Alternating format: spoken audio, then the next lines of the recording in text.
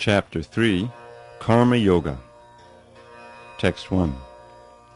Arjuna Huvacha Jayasi Chet Karmanaste Muta Buddhi Janardana Tatkin Karmani Gore Mang Niyodiyasi Keshava.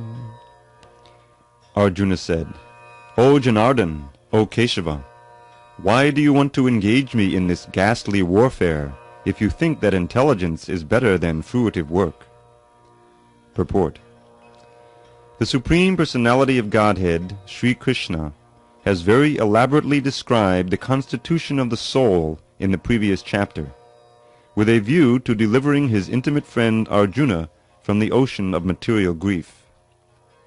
And the path of realization has been recommended, Buddhi Yoga or Krishna consciousness. Sometimes Krishna consciousness is misunderstood to be inertia, and one with such a misunderstanding often withdraws to a secluded place to become fully Krishna conscious by chanting the holy name of Lord Krishna. But without being trained in the philosophy of Krishna consciousness, it is not advisable to chant the holy name of Krishna in a secluded place, where one may acquire only cheap adoration from the innocent public. Arjuna also thought of Krishna consciousness, or Buddhi Yoga, or intelligence in spiritual advancement of knowledge, as something like retirement from active life and the practice of penance and austerity at a secluded place. In other words, he wanted to skillfully avoid the fighting by using Krishna consciousness as an excuse. But as a sincere student, he placed the matter before his master and questioned Krishna as to his best course of action. In answer, Lord Krishna elaborately explained Karma Yoga, or work in Krishna consciousness, in this third chapter. Text 2. Vyamashvene vavakyenaha buddhim mohyasiva me tadekam vada nishchitya yena shreyohamapnuyam. My intelligence is bewildered by your equivocal instructions. Therefore, please tell me decisively which will be most beneficial for me. Purport. In the previous chapter, as a prelude to the Bhagavad-Gītā, many different paths were explained, such as Sankhya Yoga, Buddhi Yoga, control of the senses by intelligence, work without fruitive desire, and the position of the neophyte. This was all presented unsystematically. A more organized outline of the path would be necessary for action and understanding. Arjuna, therefore, wanted to clear up these apparently confusing matters so that any common man could accept them without misinterpretation. Although Krishna had no intention of confusing Arjuna by any jugglery of words, Arjuna could not follow the process of Krishna consciousness, either by inertia or by active service. In other words, by his questions, he is clearing the path of Krishna consciousness for all students who seriously want to understand the mystery of the Bhagavad-Gītā. Text 3. Shri Bhagavanu Vacha Lokesmin Vividha Nishta Pura Prokta Mayanagha Jnana Yogena Sankhyanam Karma Yogena Yoginam. The Supreme Personality of Godhead said, O sinless Arjuna, I have already explained that there are two classes of men who try to realize the self. Some are inclined to understand it by empirical, philosophical speculation, and others by devotional service. Purport. In the second chapter, verse 39, the Lord explained two kinds of procedures, namely Sankhya Yoga and Karma Yoga, or Buddhi Yoga. In this verse, the Lord explains the same more clearly. Sankhya Yoga, or the analytical study of the nature of spirit and matter, is the subject matter for persons who are inclined to speculate and understand things by experimental knowledge and philosophy. The other class of men work in Krishna consciousness, as it is explained in the 61st verse of the second chapter. The Lord has explained, also in the 39th verse, that by working by the principles of Buddhi Yoga or Krishna consciousness, one can be relieved from the bonds of action. And furthermore, there is no flaw in the process. The same principle is more clearly explained in the 61st verse, that this Buddhi Yoga is to depend entirely on the Supreme, or more specifically, on Krishna, and in this way all the senses can be brought under control very easily. Therefore, both the yogas are interdependent, as religion and philosophy. Religion without philosophy is sentiment, or sometimes fanaticism, while philosophy without religion is mental speculation. The ultimate goal is Krishna, because the philosophers who are also seriously searching after the absolute truth come in the end to Krishna consciousness. This is also stated in the Bhagavad-Gītā. The whole process is to understand the real position of the self in relation to the super-self. The indirect process is philosophical speculation, by which, gradually, one may come to the point of Krishna consciousness. And the other process is directly connecting with everything in Krishna consciousness. Of these two, the path of Krishna consciousness is better, because it does not depend on purifying the senses by a philosophical process.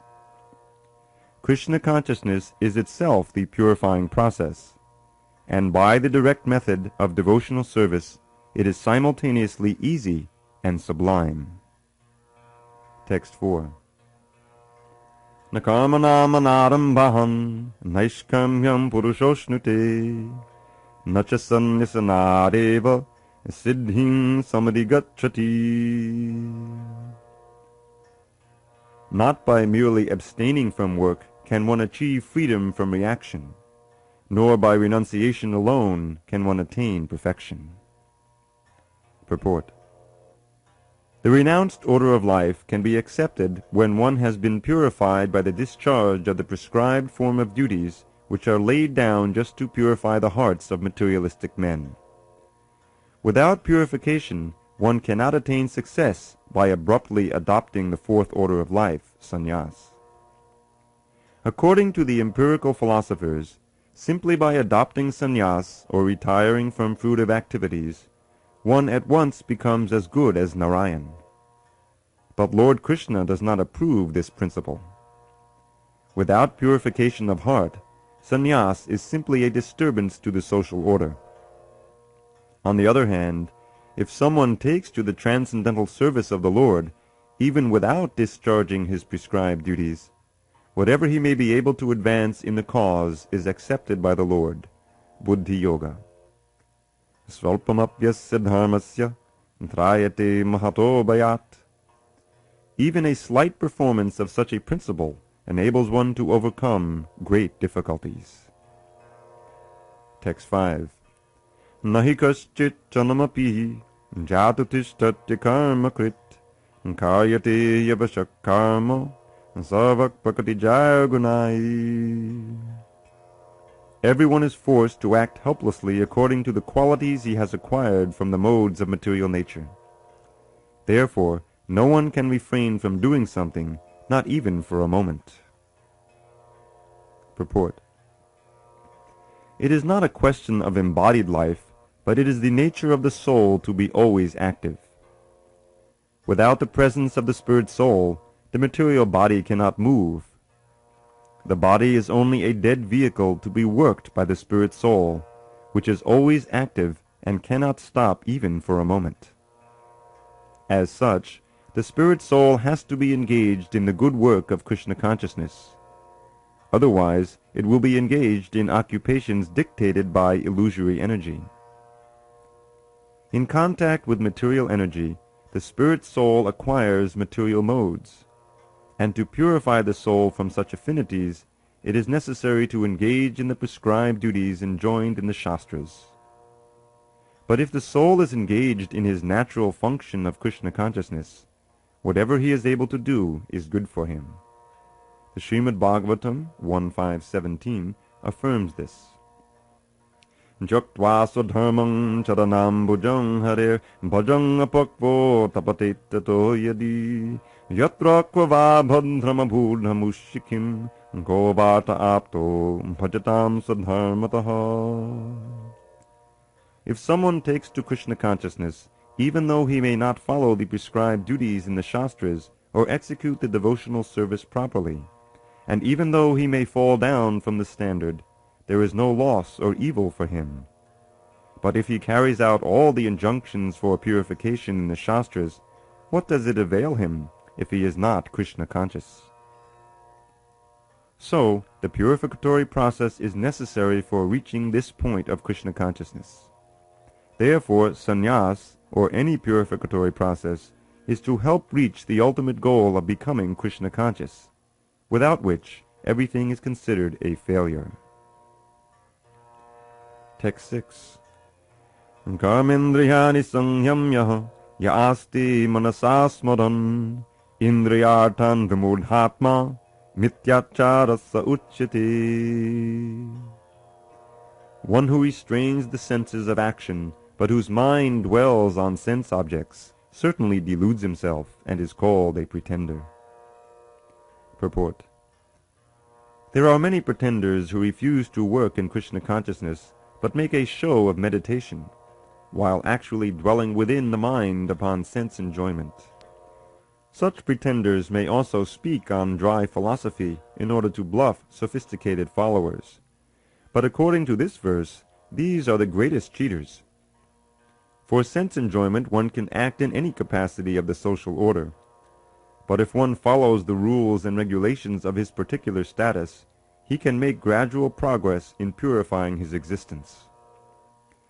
But he who makes a show of being a yogi while actually searching for the objects of sense gratification must be called the greatest cheater, even though he sometimes speaks of philosophy. His knowledge has no value, because the effects of such a sinful man's knowledge are taken away by the illusory energy of the Lord.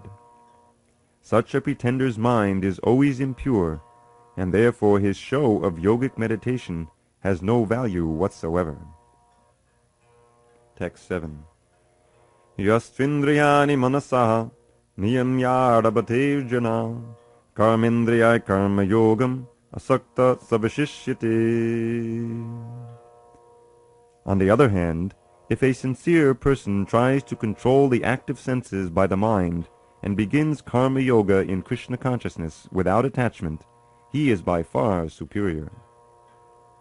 Purport. Instead of becoming a pseudo-transcendentalist for the sake of wanton living and sense enjoyment, it is far better to remain in one's own business and execute the purpose of life, which is to get free from material bondage and enter into the kingdom of God. The prime svartakati, or goal of self-interest, is to reach Vishnu. The whole institution of Varna and Ashram is designed to help us reach this goal of life. A householder can also reach this destination by regulated service in Krishna consciousness. For self-realization, one can live a controlled life as prescribed in the Shastras, and continue carrying out his business without attachment, and in that way make progress.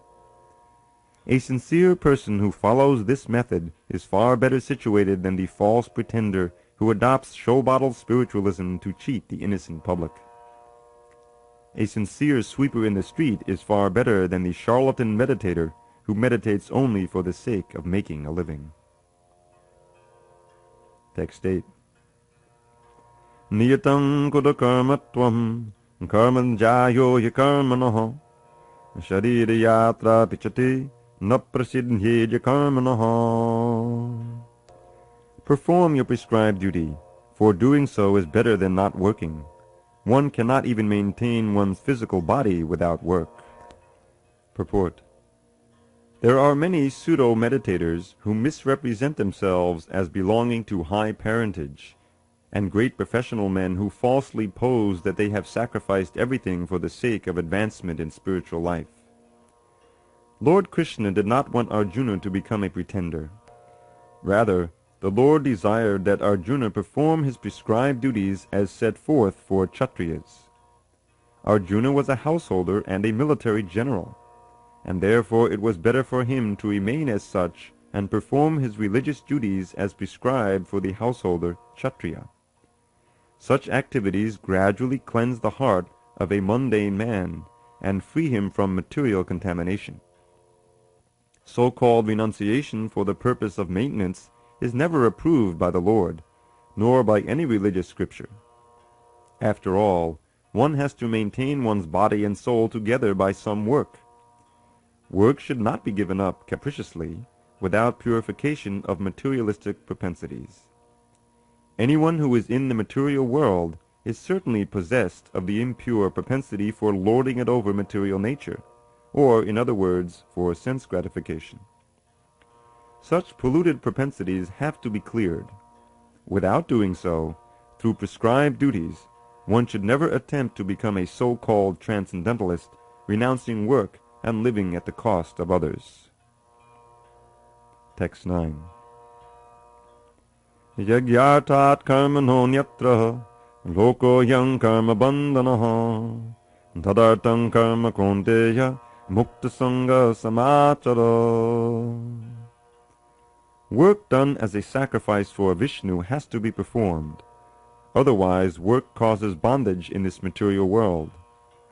Therefore, O son of Kunti, perform your prescribed duties for his satisfaction, and in that way you will always remain free from bondage.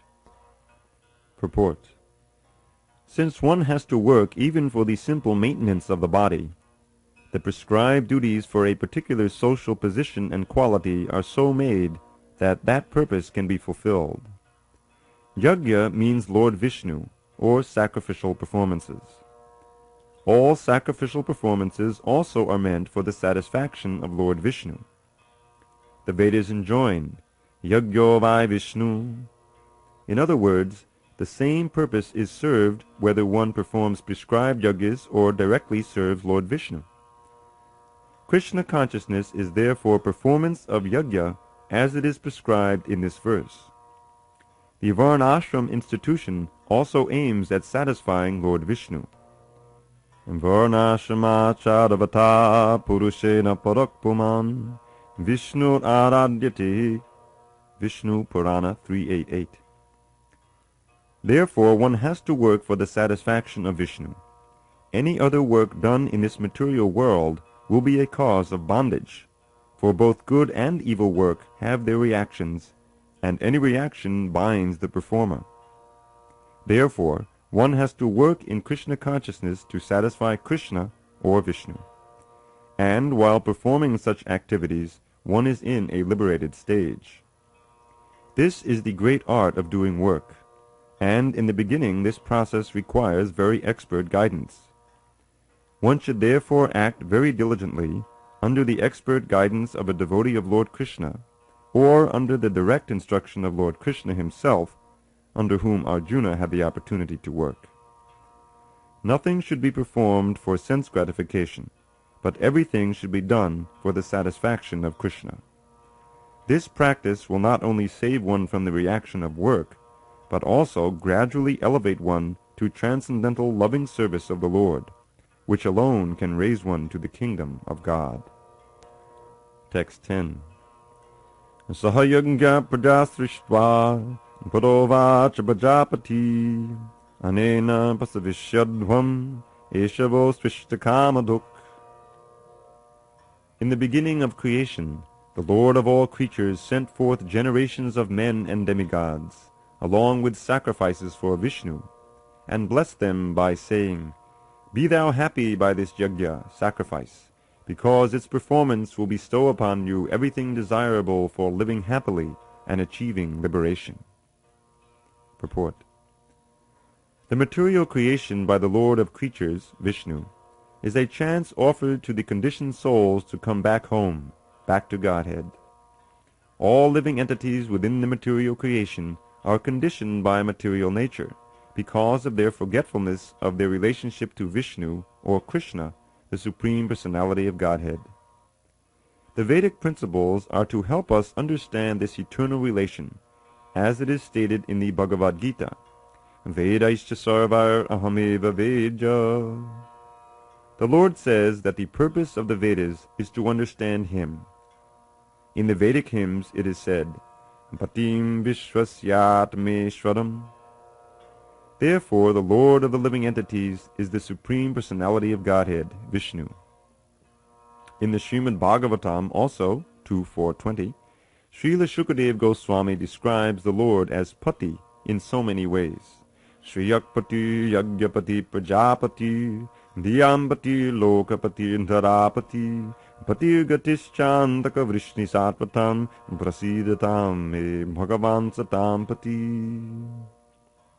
The Prajapati is Lord Vishnu, and he is the Lord of all living creatures, all worlds, and all beauties, and the protector of everyone. The Lord created this material world to enable the conditioned souls to learn how to perform yajnas or sacrifices for the satisfaction of Vishnu, so that while in the material world they can live very comfortably without anxiety, and after finishing the present material body they can enter into the kingdom of God. That is the whole program for the conditioned soul. By performance of yajna, the conditioned souls gradually become Krishna conscious and become godly in all respects. In the age of Kali, the Sankirtan Yajna, the chanting of the names of God, is recommended by the Vedic scriptures, and this transcendental system was introduced by Lord Chaitanya for the deliverance of all men in this age. Sankirtan Yajna and Krishna consciousness go well together. Lord Krishna in his devotional form as Lord Chaitanya is mentioned in the Srimad Bhagavatam 11.5.32 as follows, with special reference to the Sankirtan Yajna. Krishnavarnam Tvisha Krishnam Sangopangastra Parshadam Yajyai Sankirtana Prayar Yajanti Hisumerasaha. In this age of Kali, people who are endowed with sufficient intelligence will worship the Lord, who is accompanied by his associates, by performance of Sankirtan Yajna. Other yajnas prescribed in the Vedic literatures are not easy to perform in this age of Kali, but the Sankirtan Yajna is easy and sublime for all purposes, as recommended in Bhagavad Gita also, 9.14. Text 11. Devan bhavayatanena te deva bhavayantu va parasparam bhavayanta shreyak paramavapsyata. The demigods, being pleased by sacrifices, will also please you, and thus by cooperation between men and demigods, prosperity will reign for all. Purport. The demigods are empowered administrators of material affairs.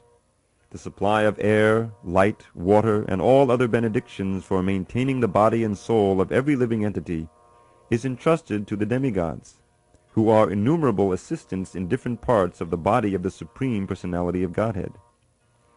Their pleasures and displeasures are dependent on the performance of yajnas by the human being. Some of the yajnas are meant to satisfy particular demigods, but even in so doing, Lord Vishnu is worshipped in all yajnas as the chief beneficiary. It is stated also in the Bhagavad-Gītā that Krishna himself is the beneficiary of all kinds of yajnas. Bhoktarang yajnatapasam. Therefore, ultimate satisfaction of the Yajnapati is the chief purpose of all yajnas. When these yajnas are perfectly performed, naturally the demigods in charge of the different departments of supply are pleased, and there is no scarcity in the supply of natural products. Performance of yajnas has many side benefits, ultimately leading to liberation from material bondage. By performance of yajnas, all activities become purified, as it is stated in the Vedas. Ahara shuddhau, sattva shuddhi, sattva shuddhau, dhruva smriti, smriti lambhe, sarva grantinam, vipramoksha. By performance of yajna, one's eatables become sanctified, and by eating sanctified foodstuffs, one's very existence becomes purified. By the purification of existence, finer tissues in the memory become sanctified, and when memory is sanctified, one can think of the path of liberation, and all these combined together lead to Krishna consciousness, the great necessity of present-day society. Text 12. Ishtan bhogan hivo deva dasyante yagna bhavita dhayadattana pradayabhyo yo bhunkte stena eva sa. In charge of the various necessities of life, the demigods, being satisfied by the performance of yajna or sacrifice, will supply all necessities to you. But he who enjoys such gifts without offering them to the demigods in return is certainly a thief. Purport. The demigods are authorized supplying agents on behalf of the Supreme Personality of Godhead, Vishnu. Therefore, they must be satisfied by the performance of prescribed yajnas. In the Vedas, there are different kinds of yajnas prescribed for different kinds of demigods, but all are ultimately offered to the Supreme Personality of Godhead. For one who cannot understand what the Personality of Godhead is, sacrifice to the demigods is recommended. According to the different material qualities of the persons concerned, different types of yajnas are recommended in the Vedas. Worship of different demigods is also on the same basis, namely, according to different qualities. For example, the meat-eaters are recommended to worship the goddess Kali, the ghastly form of material nature, and before the goddess the sacrifice of animals is recommended. But for those who are in the mode of goodness, the transcendental worship of Vishnu is recommended. But ultimately all yajnas are meant for gradual promotion to the transcendental position. For ordinary men, at least 5 yajnas, known as Pancha Mahayajna, are necessary. One should know, however, that all the necessities of life that the human society requires are supplied by the demigod agents of the Lord. No one can manufacture anything. Take, for example, all the eatables of human society. These eatables include grains, fruits, vegetables, milk, sugar, etc. for the persons in the mode of goodness, and also eatables for the non-vegetarians, like meats, none of which can be manufactured by men. Then again, take for example heat, light, water, air, etc., which are also necessities of life. None of them can be manufactured by the human society. Without the Supreme Lord, there can be no profuse sunlight, moonlight, rainfall, breeze, etc., without which no one can live. Obviously, our life is dependent on supplies from the Lord. Even for our manufacturing enterprises, we require so many raw materials like metals, sulfur, mercury, manganese, and so many essentials, all of which are supplied by the agents of the Lord, with the purpose that we should make proper use of them to keep ourselves fit and healthy for the purpose of self-realization, leading to the ultimate goal of life, namely, liberation from the material struggle for existence. This aim of life is attained by performance of yajnas. If we forget the purpose of human life and simply take supplies from the agents of the Lord for sense gratification and become more and more entangled in material existence, which is not the purpose of creation, certainly we become thieves, and therefore we are punished by the laws of material nature. A society of thieves can never be happy, because they have no aim in life. The gross materialist thieves have no ultimate goal of life. They are simply directed to sense gratification, nor do they have knowledge of how to perform yajnas. Lord Chaitanya, however, inaugurated the easiest performance of yajna, namely the Sankirtan yajna, which can be performed by anyone in the world who accepts the principles of Krishna consciousness. Text 13. Yagyashishtashi naksanto muchyante sarva kilbishai bhunjate te tvagam bhapa ye pachantyatmakaranat. The devotees of the Lord are released from all kinds of sins because they eat food which is offered first for sacrifice. Others, who prepare food for personal sense enjoyment, verily eat only sin. Purport. The devotees of the Supreme Lord, or the persons who are in Krishna consciousness, are called santas, and they are always in love with the Lord, as it is described in the Brahmacri 5:38. Premanjana churita bhakti santas sadaiva hridayeshu vilokayanti. The Santas, being always in a compact of love with the Supreme Personality of Godhead, Govinda, the giver of all pleasures, or Mukunda, the giver of liberation, or Krishna, the all-attractive person, cannot accept anything without first offering it to the Supreme Person. Therefore, such devotees always perform yajnas in different modes of devotional service, such as Shravanam, Kirtanam, Smaranam, Archanam, etc. And these performances of yajnas keep them always aloof from all kinds of contamination of sinful association in the material world. Others, who prepare food for self or sense gratification, are not only thieves, but also the eaters of all kinds of sins. How can a person be happy if he is both a thief and sinful? It is not possible. Therefore, in order for people to become happy in all respects, they must be taught to perform the easy process of Sankirtan Yajna in full Krishna consciousness. Otherwise, there can be no peace or happiness in the world. Text 14. Annan bhavanti bhutani parjanyaranna sambhavaha yajyan bhavati parjanyo yajya karma samudbhava. All living bodies subsist on food grains, which are produced from rains. Rains are produced by performance of yajna, or sacrifice, and yajna is born of prescribed duties. Purport. Srila Baladev Vidyabhushan, a great commentator on the Bhagavad-Gītā, writes as follows: Ye indrajan katam vyavastitam yagyam sarveshwaram vishnum amyachatatchesham ashnanti tena tandehe yatram sampadayanti te santa sarveshwarasya yagya purushasya bhakta sarvakilbishar anadi kala vividhar Atmanum bhava pratibandhakar nikila papa vimuchanti.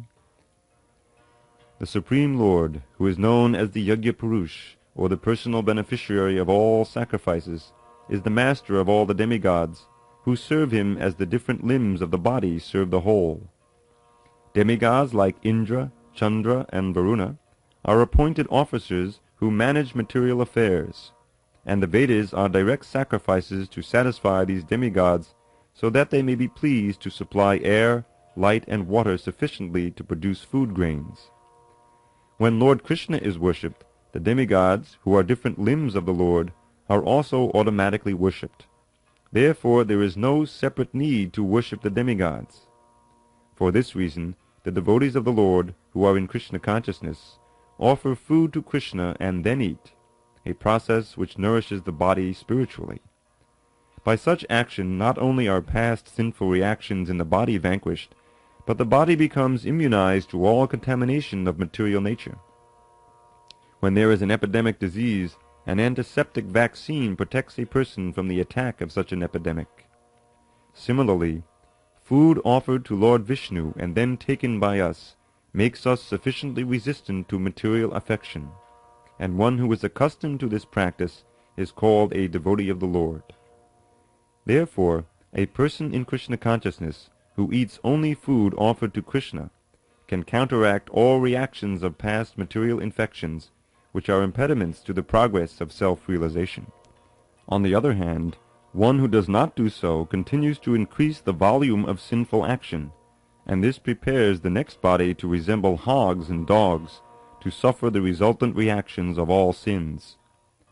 The material world is full of contaminations, and one who is immunized by accepting prasadam of the Lord, food offered to Vishnu, is saved from the attack, whereas one who does not do so becomes subjected to contamination. Food grains or vegetables are factually eatables. The human being eats different kinds of food grains, vegetables, fruits, etc., and the animals eat the refuse of the food grains and vegetables, grass, plants, etc. Human beings accustomed to eating meat and flesh must also depend on the production of vegetation in order to eat the animals.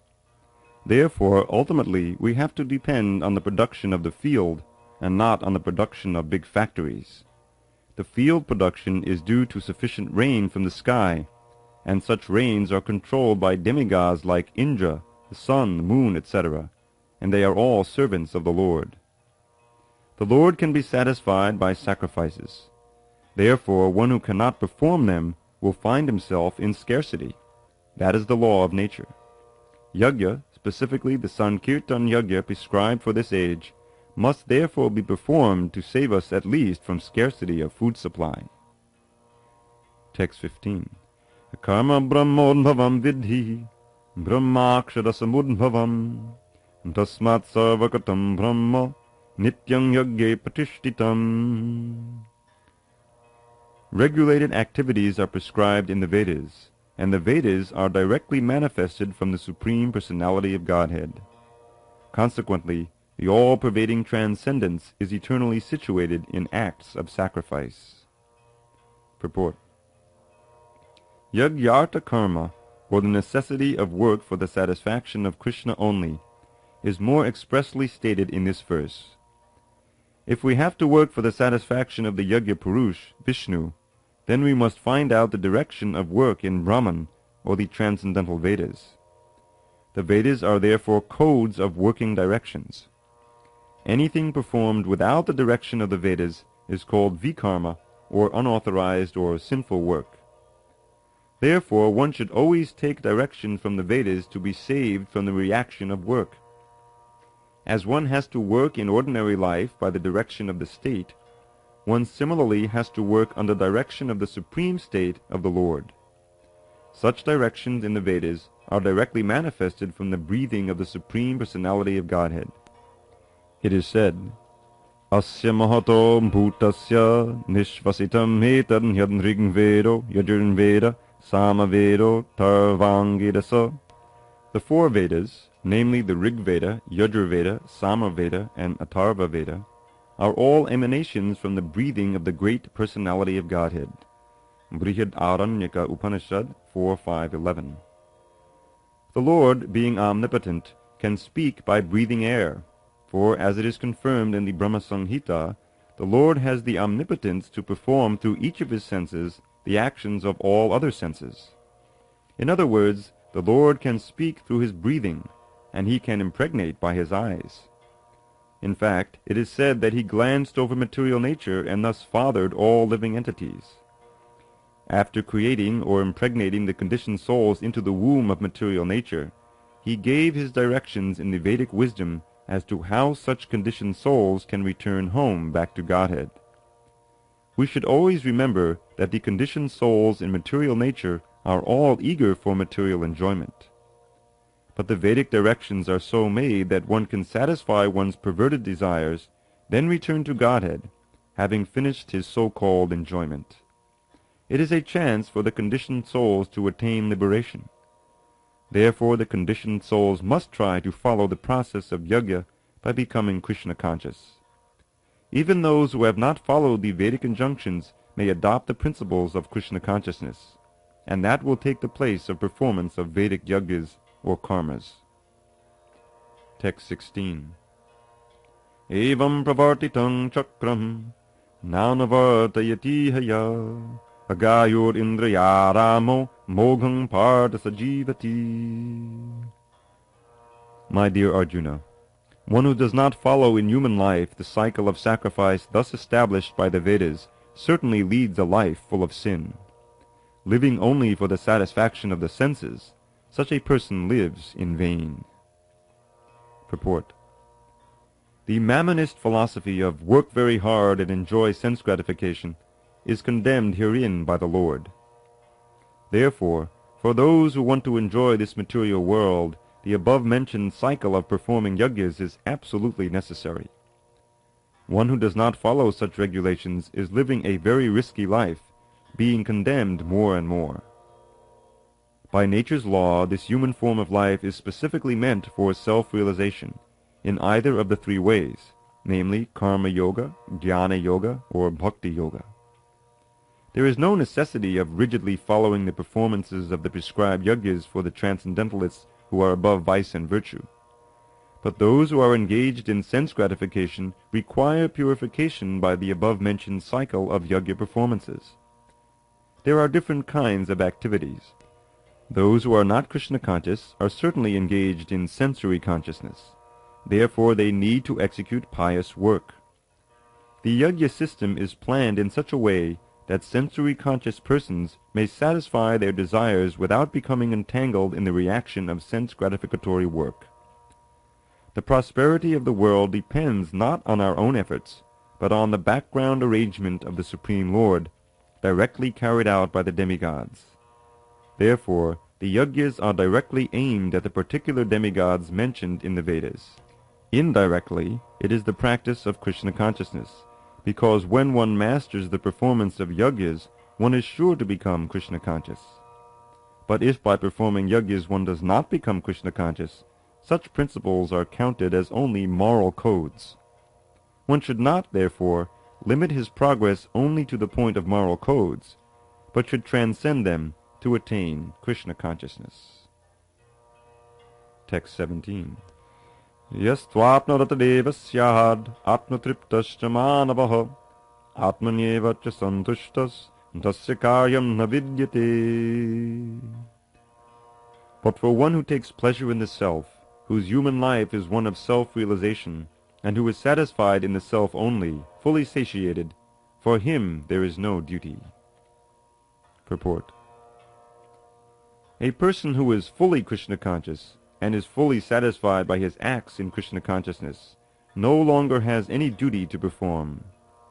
Due to his being Krishna conscious, all impiety within is instantly cleansed, an effect of many, many thousands of yajna performances. By such clearing of consciousness, one becomes fully confident of his eternal position in relationship with the Supreme. His duty thus becomes self-illuminated by the grace of the Lord, and therefore he no longer has any obligations to the Vedic injunctions. Such a Krishna-conscious person is no longer interested in material activities, and no longer takes pleasure in material arrangements like wine, women, and similar infatuations. Text 18. Naiva tasya krute narto na krute neha kaschana nachasya sarva bhuteshu kaschid artha vipashayaha. A self-realized man has no purpose to fulfill in the discharge of his prescribed duties, nor has he any reason not to perform such work, nor has he any need to depend on any other living being. Purport. A self-realized man is no longer obliged to perform any prescribed duty, save and except activities in Krishna consciousness. Krishna consciousness is not inactivity either, as will be explained in the following verses. A Krishna conscious man does not take shelter of any person, man or demigod. Whatever he does in Krishna consciousness is sufficient in the discharge of his obligation. Text 19. Tasmadasakta satatang karyam karma samachara asakto yacharan karma paramapnoti purushaha.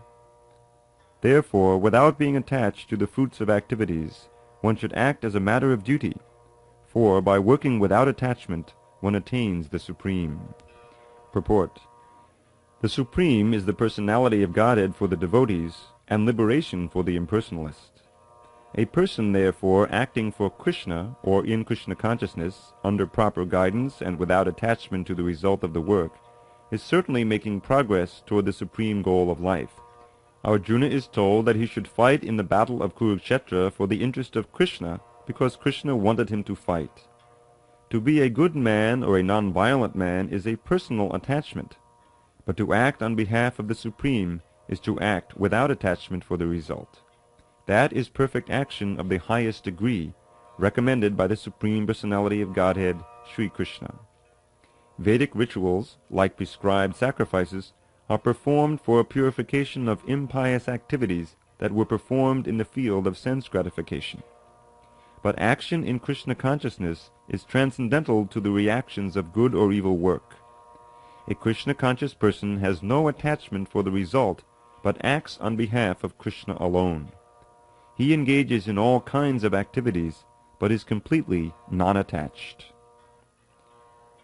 Text 20. Karmanaiva hi samsiddhim asita janakadayaho lokasangraham evapi sampashyan kartamarhasi. Kings such as Janaka attained perfection solely by performance of prescribed duties. Therefore, just for the sake of educating the people in general, you should perform your work. Purport. Kings like Janaka were all self-realized souls. Consequently, they had no obligation to perform the prescribed duties in the Vedas. Nonetheless, they performed all prescribed activities just to set examples for the people in general. Janaka was the father of Sita and father-in-law of Lord Sri Ram. Being a great devotee of the Lord, he was transcendentally situated. But because he was the king of Mithila, a subdivision of Bihar province in India, he had to teach his subjects how to perform prescribed duties.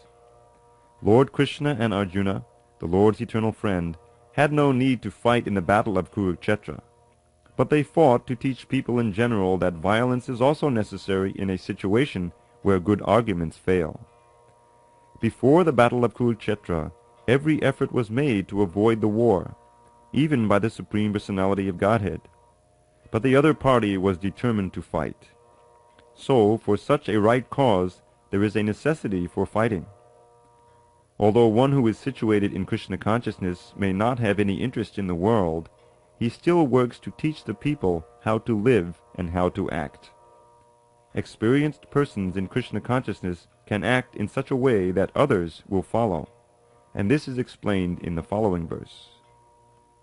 Text 21.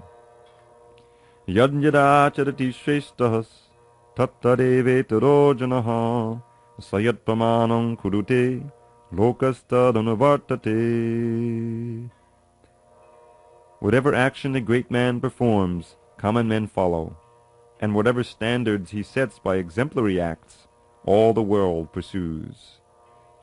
Purport. People in general always require a leader who can teach the public by practical behavior. A leader cannot teach the public to stop smoking if he himself smokes. Lord Chaitanya said that a teacher should behave properly before he begins teaching. One who teaches in that way is called Acharya, or the ideal teacher. Therefore, a teacher must follow the principles of Shastra, scripture, to teach the common man. The teacher cannot manufacture rules against the principles of revealed scriptures. The revealed scriptures, like Manu Samhita and similar others, are considered the standard books to be followed by human society. Thus, the leader's teaching should be based on the principles of such standard shastras. One who desires to improve himself must follow these standard rules as they are practiced by the great teachers. The Srimad Bhagavatam also affirms that one should follow in the footsteps of great devotees, and that is the way of progress on the path of spiritual realization. The king or the executive head of state, the father and the school teacher are all considered to be natural leaders of the innocent people in general. All such natural leaders have a great responsibility to their dependents. Therefore they must be conversant with standard books of moral and spiritual codes. Text 22. Aname partasi kartavyam drishu lokeshu kinchana nanavaptamavaptavyam varta eva chakarmani. O son of Prita, there is no work prescribed for me within all the three planetary systems, nor am I in want of anything, nor have I a need to obtain anything, and yet I am engaged in prescribed duties. The Supreme Personality of Godhead is described in the Vedic literatures as follows. Tamishwaranam paramam maheshwaram Dhang devatanam paramam chadaivatam Patim patinam paramam parastad Vidama devam bhuvanesham idyam Natasya kayam karanam cha vidyate Natatsamascha bhyadikascha drishyate Parasya shakti vividhaiva shuyate Svabhaviki jnana balakriyacha. The Supreme Lord is the controller of all other controllers, and he is the greatest of all the diverse planetary leaders. Everyone is under his control. All entities are delegated with particular power only by the Supreme Lord. They are not supreme themselves. He is also worshipable by all demigods and is the supreme director of all directors. Therefore he is transcendental to all kinds of material leaders and controllers and is worshipable by all. there is no one greater than him, and he is the supreme cause of all causes. He does not possess a bodily form like that of an ordinary living entity. There is no difference between his body and his soul. He is absolute. All his senses are transcendental. Any one of his senses can perform the action of any other sense. Therefore, no one is greater than him or equal to him. His potencies are multifarious, and thus his deeds are automatically performed as a natural sequence. Shvetashvatar Upanishad 6:7-8. Since everything is in full opulence in the personality of Godhead and is existing in full truth, there is no duty for the Supreme Personality of Godhead to perform. One who must receive the results of work has some designated duty. But one who has nothing to achieve within the three planetary systems certainly has no duty. And yet Lord Krishna is engaged on the battlefield of Kurukshetra as the leader of the Kshatriyas, because the Kshatriyas are duty-bound to give protection to the distressed. Although he is above all the regulations of the revealed scriptures, he does not do anything that violates the revealed scriptures. Text 23. Yadi yahang navarteyam jata karmam hitandritaha mama vartmana vartanti manusya parta sarvashaha.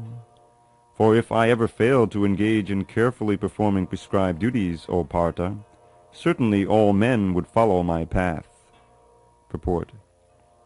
In order to keep the balance of social tranquility for progress in spiritual life, there are traditional family usages meant for every civilized man. Although such rules and regulations are for the conditioned souls and not Lord Krishna, because he descended to establish the principles of religion, he followed the prescribed rules. Otherwise, common men would follow in his footsteps, because he is the greatest authority. From the Srimad Bhagavatam it is understood that Lord Krishna was performing all the religious duties at home and out of home, as required of a householder. Text 24. Utsideyuri me lokaha nakoyam karma chedaham sankarasya chakartasyam upahanyami ma praja. If I did not perform prescribed duties, all these worlds would be put to ruination. I would be the cause of creating unwanted population, and I would thereby destroy the peace of all living beings. Purport.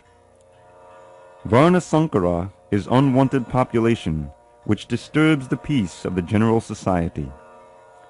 In order to check this social disturbance, there are prescribed rules and regulations by which the population can automatically become peaceful and organized for spiritual progress in life.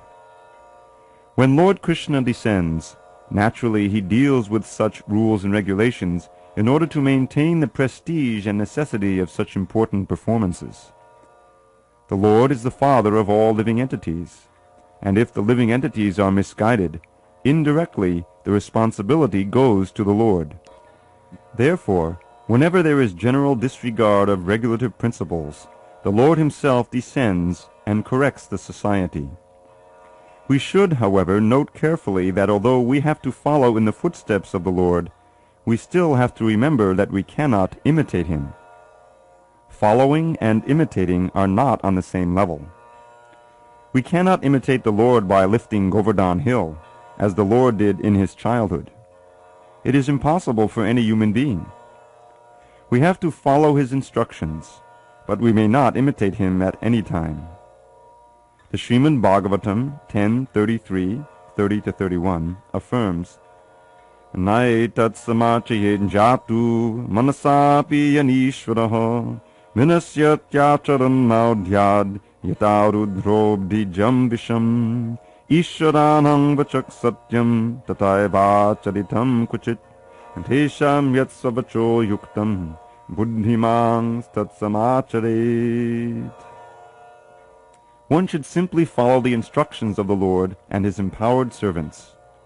Their instructions are all good for us, and any intelligent person will perform them as instructed. However, one should guard against trying to imitate their actions. One should not try to drink the ocean of poison in imitation of Lord Shiva. We should always consider the position of the Ishwaras, or those who can actually control the movements of the sun and moon, as superior. Without such power, one cannot imitate the Ishwaras, who are super powerful. Lord Shiva drank poison to the extent of swallowing an ocean. But if any common man tries to drink even a fragment of such poison, he will be killed. There are many pseudo-devotees of Lord Shiva who want to indulge in smoking ganja, marijuana, and similar intoxicating drugs, forgetting that by so imitating the acts of Lord Shiva, they are calling death very near.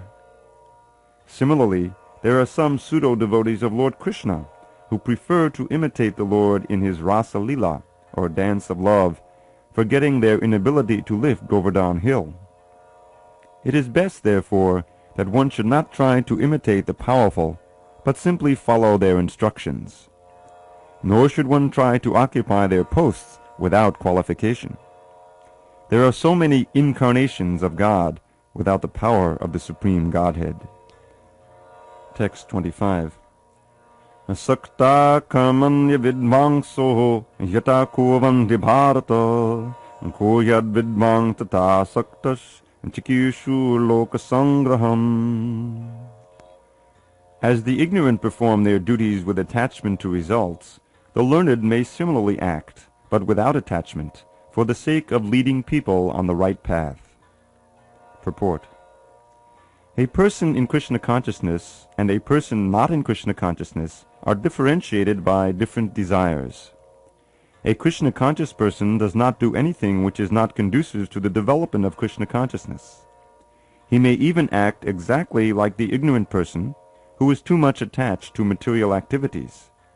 But one is engaged in such activities for the satisfaction of his sense gratification, whereas the other is engaged for the satisfaction of Krishna. Therefore, the Krishna-conscious person is required to show the people how to act and how to engage the results of action for the purpose of Krishna consciousness. Text 26. Na buddhi bedam janayehid agyanam karma sanginam joshiyit sarva karmani vidvan yukta samacharan. So as not to disrupt the minds of ignorant men attached to the fruitive results of prescribed duties, a learned person should not induce them to stop work. Rather, by working in the spirit of devotion, he should engage them in all sorts of activities for the gradual development of Krishna consciousness. Purport. Vedaischa sarvar ahameva vedya. That is the end of all Vedic rituals. All rituals, all performances of sacrifices, and everything that is put into the Vedas, including all direction for material activities, are meant for understanding Krishna, who is the ultimate goal of life. But because the conditioned souls do not know anything beyond sense gratification, they study the Vedas to that end. But through fruitive activities and sense gratification regulated by the Vedic rituals, one is gradually elevated to Krishna consciousness. Therefore, a realized soul in Krishna consciousness should not disturb others in their activities or understanding, but he should act by showing how the results of all work can be dedicated to the service of Krishna. The learned Krishna-conscious person may act in such a way that the ignorant person working for sense gratification may learn how to act and how to behave. Although the ignorant man is not to be disturbed in his activities, a slightly developed Krishna-conscious person may directly be engaged in the service of the Lord without waiting for other Vedic formulas. For this fortunate man there is no need to follow the Vedic rituals, because by direct Krishna consciousness one can have all the results one would otherwise derive from following one's prescribed duties. Text 27. Prakriti kriyamanani gunai karmani sarvasho ahankara vimudhatma kartaham iti manyate. The spirit soul, bewildered by the influence of false ego, thinks himself the doer of activities that are in actuality carried out by the three modes of material nature. Purport. Two persons, one in Krishna consciousness and the other in material consciousness, working on the same level, may appear to be working on the same platform, but there is a wide gulf of difference in their respective positions. The person in material consciousness is convinced by false ego that he is the doer of everything. He does not know that the mechanism of the body is produced by material nature, which works under the supervision of the Supreme Lord. The materialistic person has no knowledge that ultimately he is under the control of Krishna. The person in false ego takes all credit for doing everything independently, and that is the symptom of his nescience. He does not know that this gross and subtle body is the creation of material nature, under the order of the Supreme Personality of Godhead, and as such, his bodily and mental activities should be engaged in the service of Krishna in Krishna consciousness. The ignorant man forgets that the Supreme Personality of Godhead is known as Rishikesh, or the master of the senses of the material body.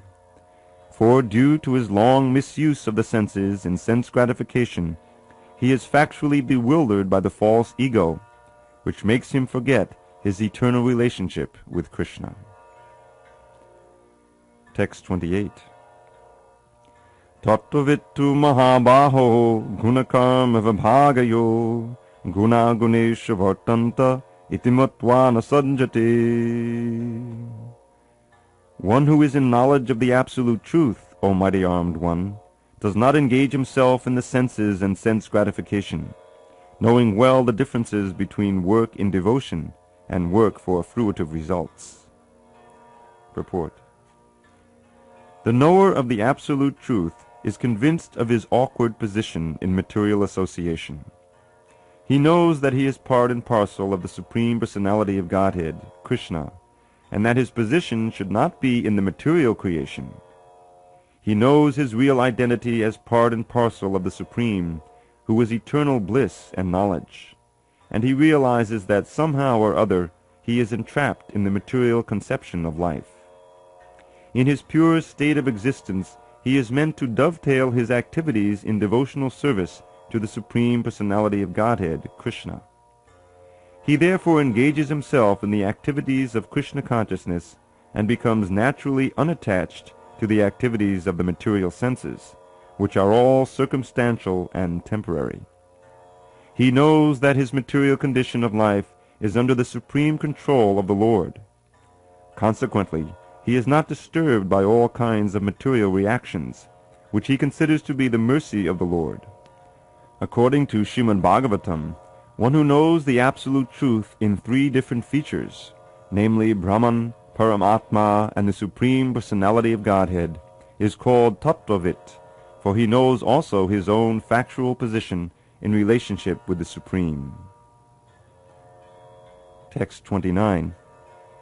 Prakate guna samudha sajjante guna karmasu tan kritsna vado mandan kritsna vinna vachalayet. Bewildered by the modes of material nature, the ignorant fully engage themselves in material activities and become attached. But the wise should not unsettle them, although these duties are inferior due to the performer's lack of knowledge. Purport. Persons who are unknowledgeable falsely identify with gross material consciousness and are full of material designations. This body is a gift of the material nature, and one who is too much attached to the bodily consciousness is called manda, or a lazy person without understanding of spirit soul. Ignorant men think of the body as the self. They accept bodily connections with others as kinsmanship, the land in which the body is obtained as their object of worship, and they consider the formalities of religious rituals to be ends in themselves. Social work, nationalism, and altruism are some of the activities for such materially designated persons. Under the spell of such designations, they are always busy in the material field. For them, spiritual realization is a myth, and so they are not interested. Those who are enlightened in spiritual life, however, should not try to agitate such materially engrossed persons. Better to prosecute one's own spiritual activities silently. Such bewildered persons may be engaged in such primary moral principles of life as non-violence and similar materially benevolent work. Men who are ignorant cannot appreciate activities in Krishna consciousness, and therefore Lord Krishna advises us not to disturb them and simply waste valuable time. But the devotees of the Lord are more kind than the Lord, because they understand the purpose of the Lord.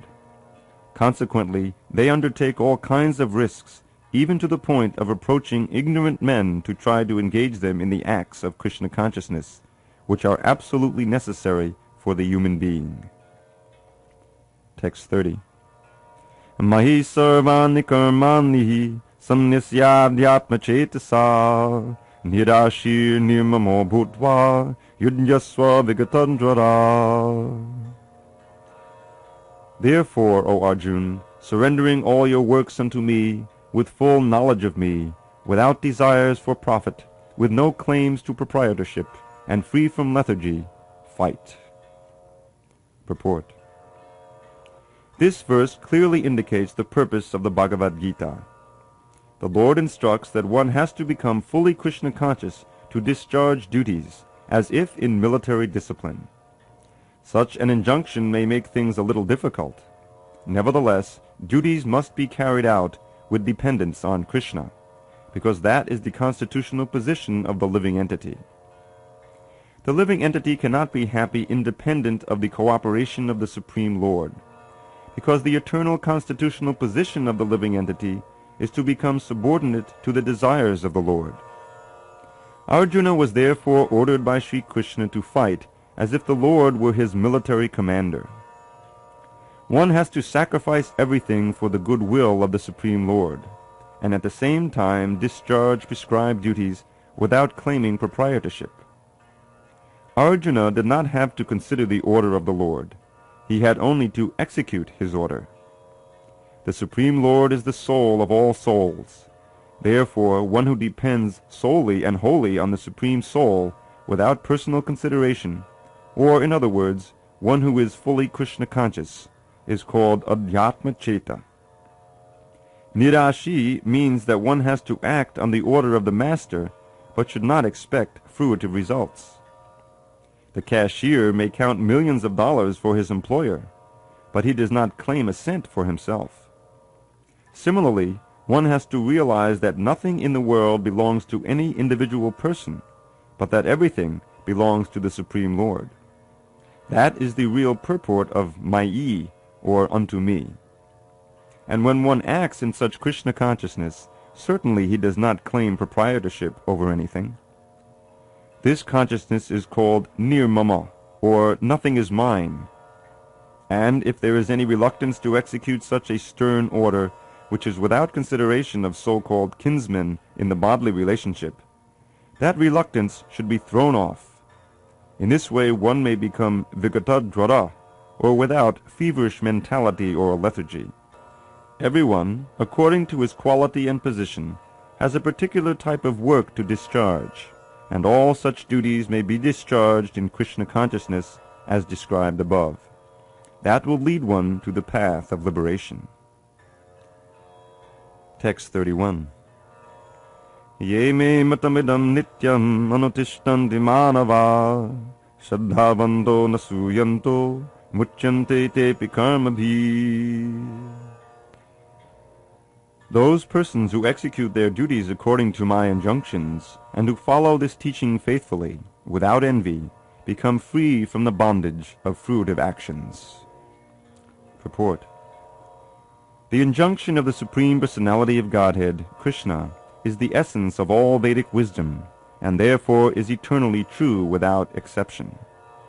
As the Vedas are eternal, so this truth of Krishna consciousness is also eternal. One should have firm faith in this injunction without envying the Lord. There are many philosophers who write comments on the Bhagavad Gita but have no faith in Krishna. They will never be liberated from the bondage of fruitive action. But an ordinary man with firm faith in the eternal injunctions of the Lord, even though unable to execute such orders, becomes liberated from the bondage of the law of karma. In the beginning of Krishna consciousness, one may not fully discharge the injunctions of the Lord, But because one is not resentful of this principle and works sincerely without consideration of defeat and hopelessness, he will surely be promoted to the stage of pure Krishna consciousness. Text 32. Ye tretarabhyasuyanto nanutishtanti me matam sarvajnana vimudangsthan viddinashtan nachetasaha. But those who, out of envy, disregard these teachings and do not follow them are to be considered bereft of all knowledge, befooled, and ruined in their endeavors for perfection. Purport. The flaw of not being Krishna conscious is clearly stated herein. As there is punishment for disobedience to the order of the Supreme Executive Head, so there is certainly punishment for disobedience to the order of the Supreme Personality of Godhead. A disobedient person, however great he may be, is ignorant of his own self and of the Supreme Brahman, Paramatma, and the Personality of Godhead, due to a vacant heart. Therefore there is no hope of perfection of life for him.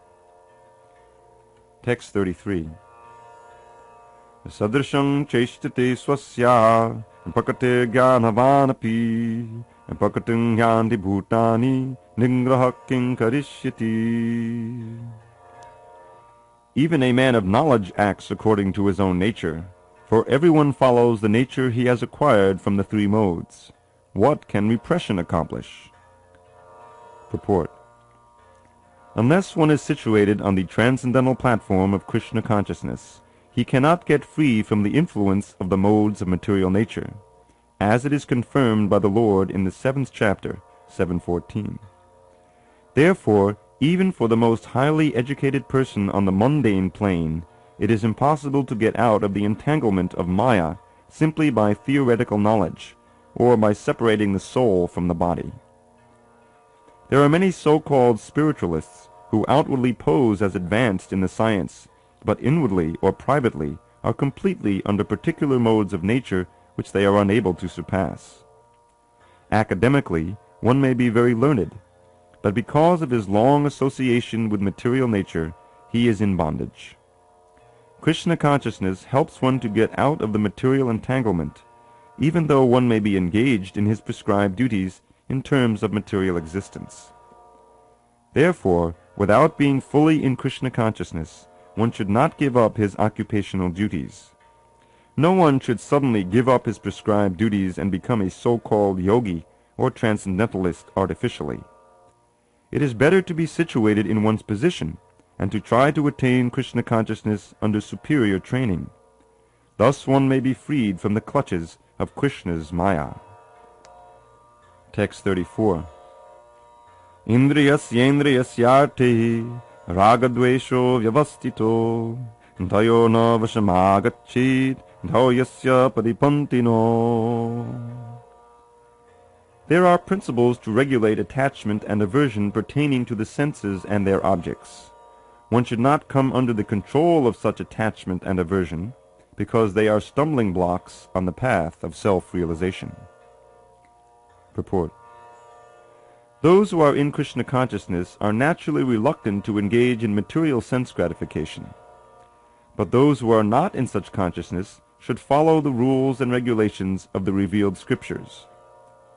Unrestricted sense enjoyment is the cause of material engagement, but one who follows the rules and regulations of the revealed scriptures does not become entangled by the sense objects. For example, sex enjoyment is a necessity for the conditioned soul, and sex enjoyment is allowed under the license of marriage ties. According to scriptural injunctions, one is forbidden to engage in sex relationships with any women other than one's wife. All other women are to be considered as one's mother. But in spite of such injunctions, a man is still inclined to have sex relationships with other women. These propensities are to be curbed. Otherwise they will be stumbling blocks on the path of self-realization. As long as the material body is there, the necessities of the material body are allowed, but under rules and regulations. And yet, we should not rely upon the control of such allowances. One has to follow those rules and regulations, unattached to them, because practice of sense gratification under regulations may also lead one to go astray, as much as there is always the chance of an accident even on the royal roads. Although they may be very carefully maintained, no one can guarantee that there will be no danger even on the safest road. The sense enjoyment spirit has been current a very long time, owing to material association. Therefore, in spite of regulated sense enjoyment, there is every chance of falling down. Therefore, any attachment for regulated sense enjoyment must also be avoided by all means. But attachment to Krishna consciousness, or acting always in the loving service of Krishna, detaches one from all kinds of sensory activities. Therefore, no one should try to be detached from Krishna consciousness at any stage of life. The whole purpose of detachment from all kinds of sense attachment is ultimately to become situated on the platform of Krishna consciousness. Text 35. Shreyan sadharmo vigunaha padadharmat swanushtitad swadharme nidanang shreya padadharmo bhayavaho. It is far better to discharge one's prescribed duties, even though faultily, than another's duties perfectly. Destruction in the course of performing one's own duty is better than engaging in another's duties, for to follow another's path is dangerous. Purport. One should therefore discharge his prescribed duties in full Krishna consciousness, rather than those prescribed for others. Materially, prescribed duties are duties enjoined according to one's psycho-physical condition, under the spell of the modes of material nature. Spiritual duties are as ordered by the spiritual master for the transcendental service of Krishna. But whether material or spiritual, one should stick to his prescribed duties even up to death, rather than imitate another's prescribed duties. Duties on the spiritual platform and duties on the material platform may be different, but the principle of following the authorized direction is always good for the performer. When one is under the spell of the modes of material nature, one should follow the prescribed rules for his particular situation and should not imitate others. For example, a Brahmin who is in the mode of goodness is non-violent, whereas a Kshatriya who is in the mode of passion is allowed to be violent. As such, for a Kshatriya it is better to be vanquished following the rules of violence than to imitate a Brahmin who follows the principles of non-violence. Everyone has to cleanse his heart by a gradual process, not abruptly. However, when one transcends the modes of material nature and is fully situated in Krishna consciousness, he can perform anything and everything under the direction of a bona fide spiritual master. In that complete stage of Krishna consciousness, the Kshatriya may act as a Brahmin, or a Brahmin may act as a Kshatriya. In the transcendental stage, the distinctions of the material world do not apply. For example, Vishwamitra was originally a Kshatriya, but later on he acted as a Brahmin, whereas Parashuram was a Brahmin, but later on he acted as a Kshatriya. Being transcendentally situated, they could do so. But as long as one is on the material platform, he must perform his duties according to the modes of material nature. At the same time, he must have a full sense of Krishna consciousness. Text 36. Arjuna Vacha Atakena payukto yam papam chadati purushaha anichan abhivarshneya balari vinayojitaha. Arjuna said, O descendant of Vrishni, by what is one impelled to sinful acts, even unwillingly, as if engaged by force? Purport. A living entity, as part and parcel of the Supreme, is originally spiritual, pure, and free from all material contaminations. Therefore, by nature he is not subject to the sins of the material world. But when he is in contact with the material nature, he acts in many sinful ways, without hesitation, and sometimes even against his will. As such, Arjuna's question to Krishna is very sanguine as to the perverted nature of the living entities. Although the living entity sometimes does not want to act in sin, he is still forced to act. Sinful actions are not, however, impelled by the supersoul within, but are due to another cause, as the Lord explains in the next verse. Text 37. Shri Bhagavan Vacha Kamesha Krodesha Rajo Guna Samudbhava Mahashano Mahapapma Vidyenam Ihavaidinam. The Supreme Personality of Godhead said, "It is lust only, Arjuna, which is born of contact with the material mode of passion and later transformed into wrath, and which is the all-devouring sinful enemy of this world." Purport: when a living entity comes in contact with the material creation, his eternal love for Krishna is transformed into lust in association with the mode of passion. Or, in other words, the sense of love of God becomes transformed into lust, as milk in contact with sour tamarind is transformed into yogurt. Then again, when lust is unsatisfied, it turns into wrath. Wrath is transformed into illusion, and illusion continues the material existence. Therefore, lust is the greatest enemy of the living entity, and it is lust only which induces the pure living entity to remain entangled in the material world. Wrath is the manifestation of the mode of ignorance. These modes exhibit themselves as wrath and other corollaries. If, therefore, the mode of passion, instead of being degraded into the mode of ignorance, is elevated to the mode of goodness by the prescribed method of living and acting, then one can be saved from the degradation of wrath by spiritual attachment. The Supreme Personality of Godhead expanded himself into many for his ever-increasing spiritual bliss, and the living entities are parts and parcels of this spiritual bliss. They also have partial independence, but by misuse of their independence, when the service attitude is transformed into the propensity for sense enjoyment, they come under the sway of lust. This material creation is created by the Lord to give facility to the conditioned souls to fulfill these lustful propensities, and when completely baffled by prolonged lustful activities, the living entities begin to inquire about their real position. This inquiry is the beginning of the Vedanta Sutras, wherein it is said, Atato Brahma Jignasa.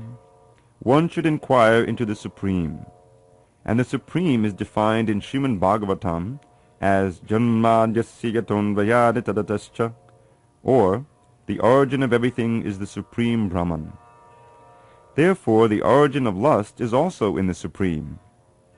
If, therefore, lust is transformed into love for the Supreme, or transformed into Krishna consciousness, or, in other words, desiring everything for Krishna, then both lust and wrath can be spiritualized.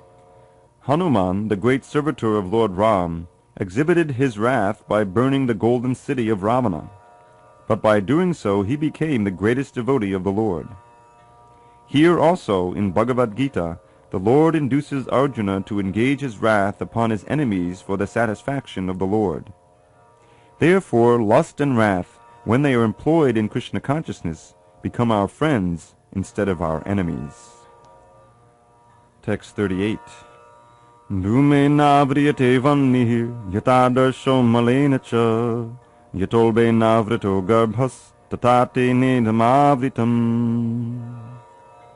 As fire is covered by smoke, as a mirror is covered by dust, or as the embryo is covered by the womb, the living entity is similarly covered by different degrees of this lust.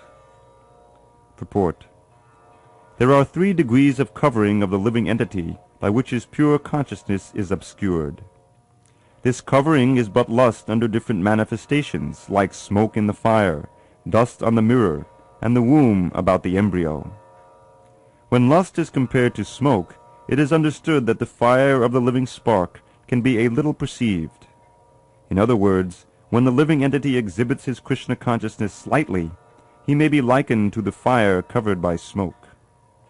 Although the fire is necessary when there is smoke, there is no overt manifestation of fire in the early stage. This stage is like the beginning of Krishna consciousness. The dust on the mirror refers to a cleansing process of the mirror of the mind by so many spiritual methods.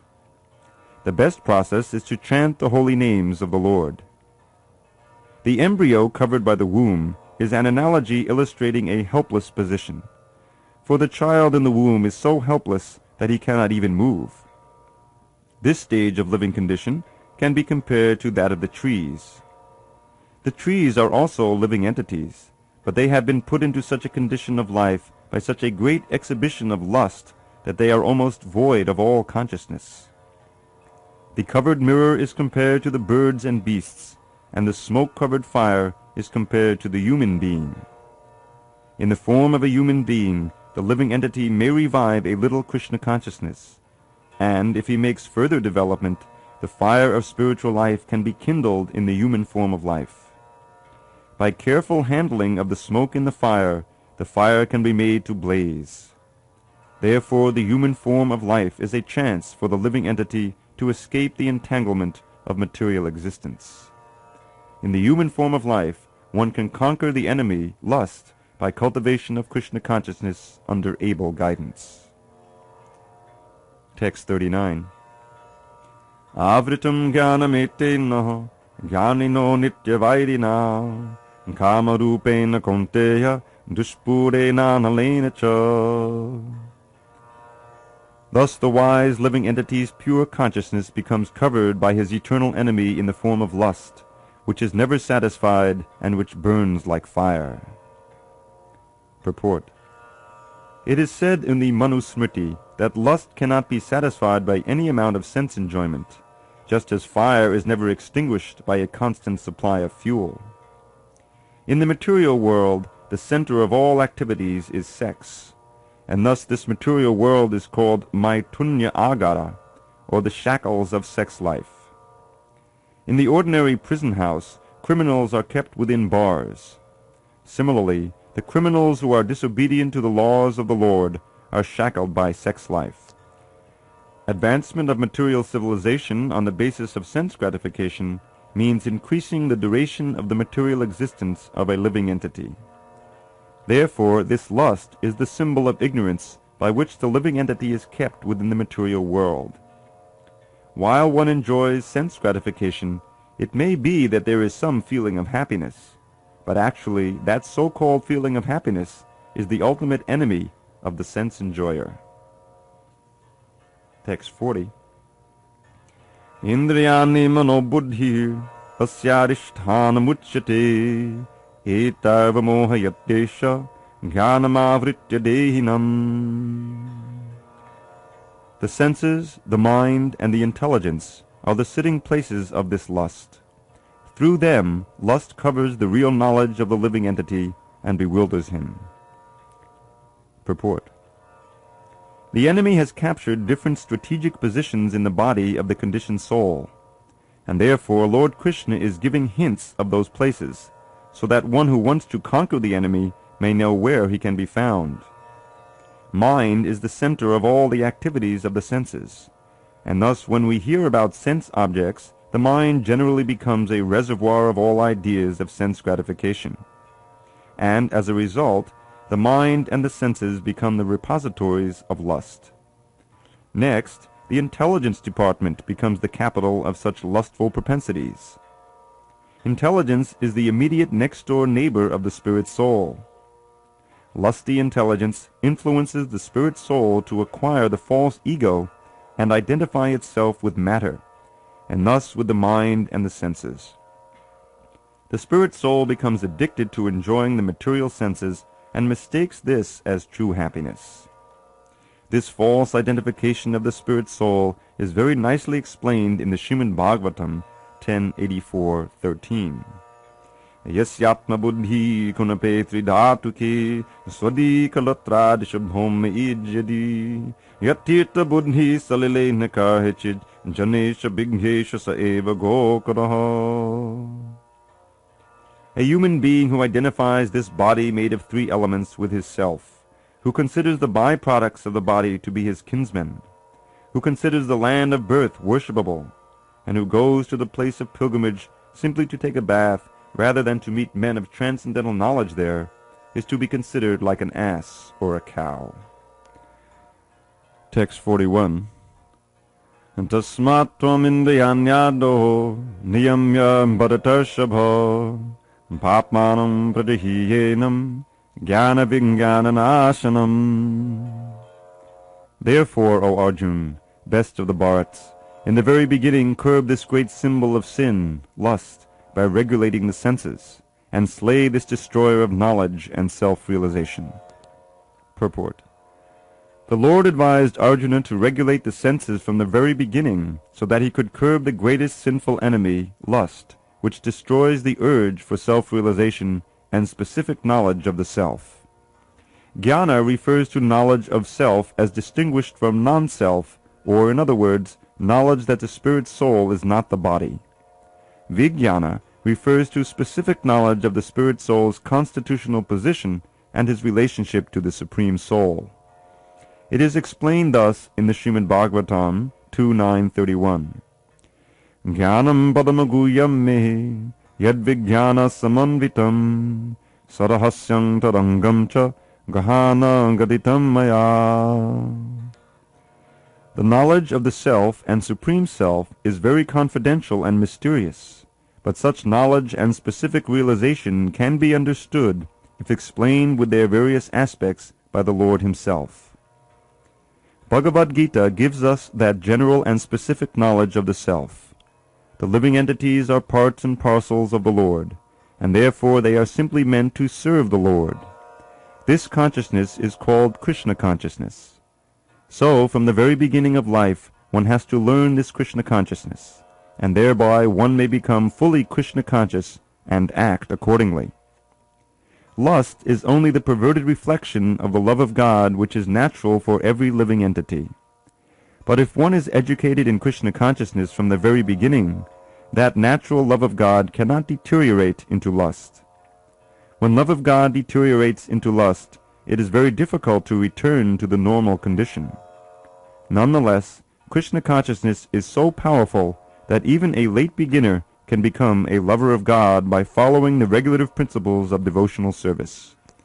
So, from any stage of life, or from the time of understanding its urgency, one can begin regulating the senses in Krishna consciousness, devotional service of the Lord, and turn the lust into love of Godhead, the highest perfectional stage of human life.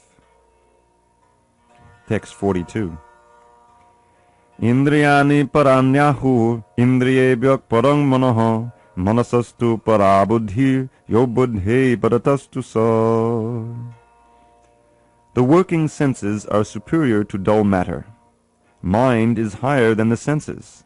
Intelligence is still higher than the mind, and he, the soul, is even higher than the intelligence. Purport.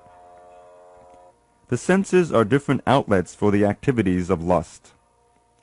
Lust is reserved within the body, but it is given vent through the senses. Therefore, the senses are superior to the body as a whole. These outlets are not in use when there is superior consciousness or Krishna consciousness. In Krishna consciousness, the soul makes direct connection with the Supreme Personality of Godhead. Therefore, the hierarchy of bodily functions, as described here, ultimately ends in the Supreme Soul. Bodily action means the functions of the senses, and stopping the senses means stopping all bodily actions. But since the mind is active, then even though the body may be silent and at rest, the mind will act, as it does during dreaming. But above the mind is the determination of the intelligence, and above the intelligence is the soul proper. If, therefore, the soul is directly engaged with the Supreme, naturally all other subordinates, namely the intelligence, mind, and senses, will be automatically engaged.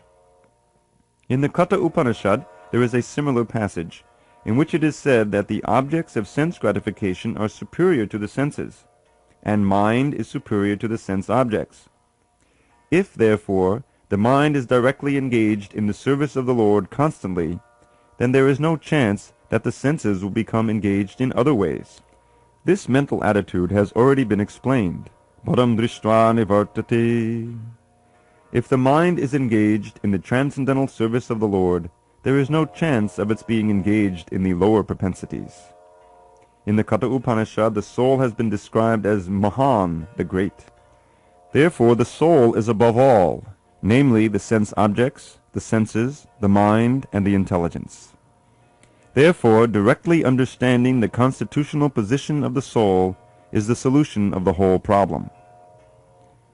With intelligence one has to seek out the constitutional position of the soul and then engage the mind always in Krishna consciousness.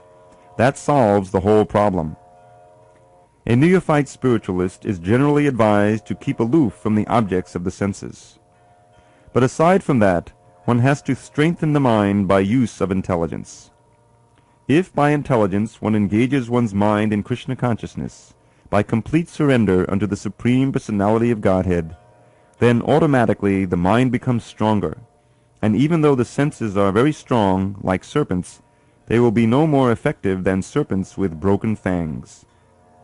But even though the soul is the master of intelligence and mind, and the senses also, still, unless it is strengthened by association with Krishna in Krishna consciousness, there is every chance of falling down due to the agitated mind. Text 43. Evam buddhi param buddhvaha sangstabhyatmanam jahi shatrum mahabaho kamarupang dorasadam.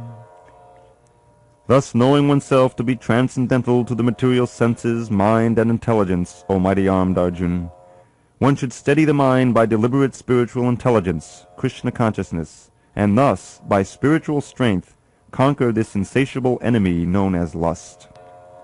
Purport. This third chapter of the Bhagavad-Gītā is conclusively directive to Krishna consciousness by knowing oneself as the eternal servitor of the Supreme Personality of Godhead, without considering impersonal voidness the ultimate end. In the material existence of life, one is certainly influenced by propensities for lust and desire for dominating the resources of material nature. Desire for overlording and for sense gratification is the greatest enemy of the conditioned soul. But by the strength of Krishna consciousness, one can control the material senses, the mind, and the intelligence.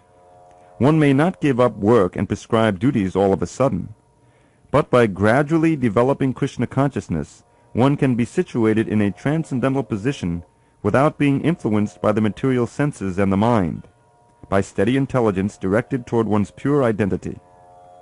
This is the sum total of this chapter. In the immature stage of material existence, philosophical speculations and artificial attempts to control the senses by the so-called practice of yogic postures can never help a man toward spiritual life. He must be trained in Krishna consciousness by higher intelligence.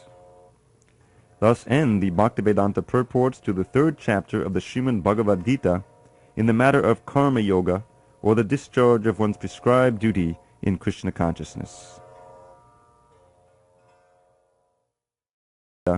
In the matter of karma yoga, or the discharge of one's prescribed duty in Krishna consciousness.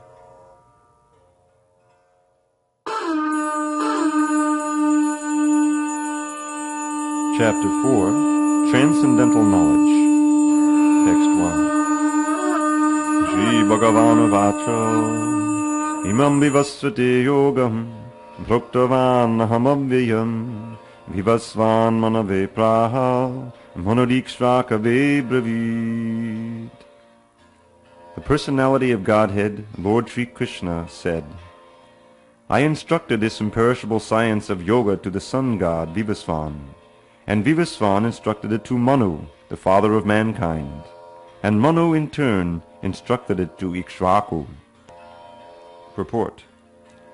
Herein we find the history of the Bhagavad-Gītā traced from a remote time when it was delivered to the royal order of all planets, beginning from the sun planet.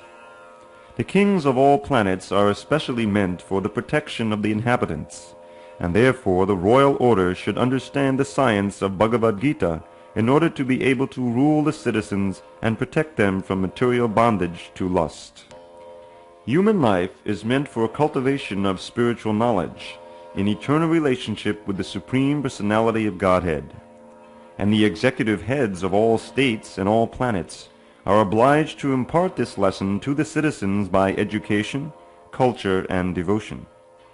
In other words, The executive heads of all states are intended to spread the science of Krishna consciousness so that the people may take advantage of this great science and pursue a successful path, utilizing the opportunity of the human form of life. In this millennium, the sun god is known as Vivaswan, the king of the sun, which is the origin of all planets within the solar system. In the Brahma-Samhita 552, it is stated, Yat chakshadesh sabeta sakalagrahanam raja samasta sudamurta shesha teja yasyagya brahmati samhrita kala chakro govindamadi purusham tamaham bhajami. Let me worship, Lord Brahma said, the Supreme Personality of Godhead, Govinda, Krishna, who is the original person and under whose order the sun, which is the king of all planets, is assuming immense power and heat. The sun represents the eye of the Lord and traverses its orbit in obedience to his order.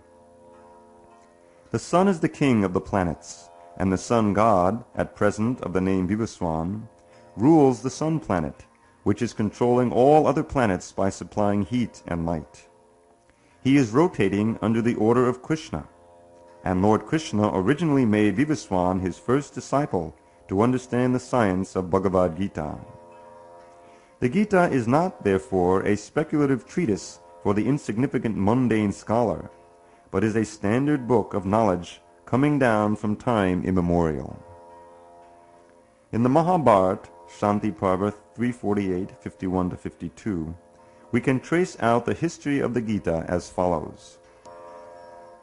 Treta Yugado Chatato Vivaswan Manavedado Manustraloka Brityartham Sutaye Ikshvaka Vedado Ikshvakona Chakatito Vyapya Lokan Navastitoho. In the beginning of the millennium known as Treta Yuga, this science of the relationship with the Supreme was delivered by Vivaswan to Manu. Manu, being the father of mankind, gave it to his son Maharaj Ikshvaku, the king of this earth planet and forefather of the Raghu dynasty, in which Lord Ramchandra appeared. Therefore, Bhagavad-Gītā existed in human society from the time of Maharaj Ikshvaku. At the present moment, we have just passed through 5,000 years of the Kali Yuga, which lasts 432,000 years. Before this, there was Dwapara Yuga, 800,000 years, and before that there was Treta Yuga, 1,200,000 years. Thus, some 2,005,000 years ago, Manu spoke the Bhagavad-Gītā to his disciple and son, Maharaj Ikshvaku, the king of this planet Earth. The age of the current Manu is calculated to last some 305,300,000 years, of which 120,400,000 have passed. Accepting that before the birth of Manu the Gita was spoken by the Lord to his disciple, the sun god Vivaswan, a rough estimate is that the Gita was spoken at least 120,400,000 years ago, and in human society it has been extant for 2 million years. It was respoken by the Lord again to Arjuna about 5,000 years ago. That is the rough estimate of the history of the Gita according to the Gita itself, and according to the version of the speaker, Lord Sri Krishna. It was spoken to the sun god Vivaswan because he is also a Kshatriya, and is the father of all Kshatriyas who are descendants of the sun god or the Surya Vangsha Kshatriyas. Because Bhagavad-Gītā is as good as the Vedas, being spoken by the Supreme Personality of Godhead, this knowledge is aparusheya, superhuman. Since the Vedic instructions are accepted as they are, without human interpretation, the Gita must therefore be accepted without mundane interpretation. The mundane wranglers may speculate on the Gita in their own ways, but that is not Bhagavad-Gītā as it is. Therefore, Bhagavad-Gītā has to be accepted as it is from the disciplic succession, and it is described herein that the Lord spoke to the sun god spoke to his son Manu, and Manu spoke to his son Ikshvaku. Text 2. Evam parambara praptam imam raja sayo vidu asakale neha mahata yogo nashta parantapa. This supreme science was thus received through the chain of disciplic succession, and the saintly kings understood it in that way. But in course of time the succession was broken, and therefore the science as it is appears to be lost. Purport. It is clearly stated that the Gita was especially meant for the saintly kings, because they were to execute its purpose in ruling over the citizens. Certainly Bhagavad-Gītā was never meant for the demonic persons, who would dissipate its value for no one's benefit, and would devise all types of interpretations according to personal whims. As soon as the original purpose was scattered by the motives of the unscrupulous commentators, there arose the need to re-establish the disciplic succession. 5,000 years ago, it was detected by the Lord himself that the disciplic succession was broken, and therefore he declared that the purpose of the Gita appeared to be lost. In the same way, at the present moment also, there are so many editions of the Gita, especially in English, but almost all of them are not according to authorized disciplic succession. There are innumerable interpretations rendered by different mundane scholars, but almost all of them do not accept the Supreme Personality of Godhead, Krishna, although they make a good business on the words of Sri Krishna. This spirit is demonic, because demons do not believe in God but simply enjoy the property of the Supreme. Since there is a great need of an edition of the Gita in English, as it is received by the Parampara disciplic succession system, an attempt is made herewith to fulfill this great want.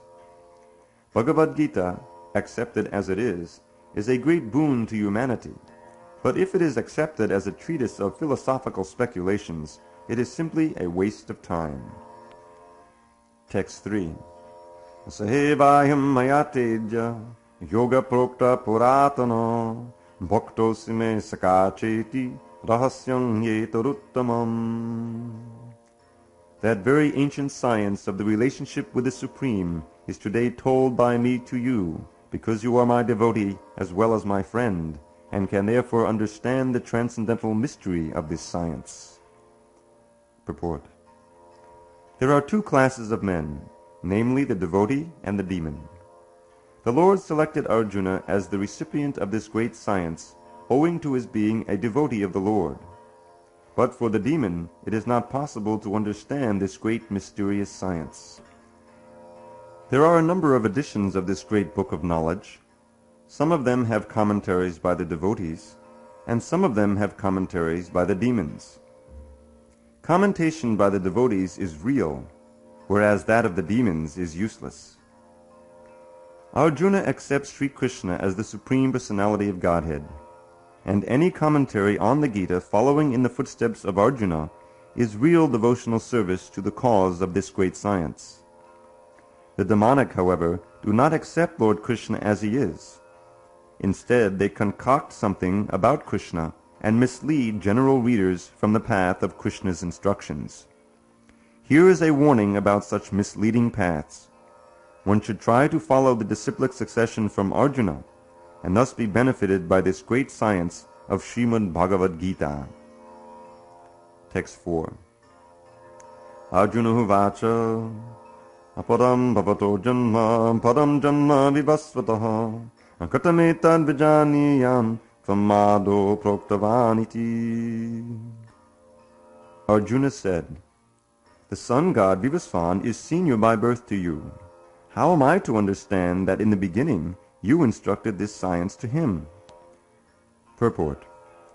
Arjuna is an accepted devotee of the Lord, so how could he not believe Krishna's words?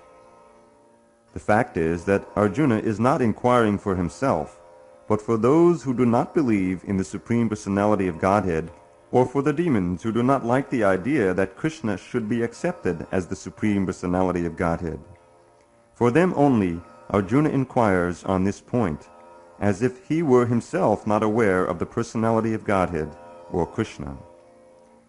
As it will be evident from the 10th chapter, Arjuna knew perfectly well that Krishna is the Supreme Personality of Godhead, the fountainhead of everything, and the last word in transcendence.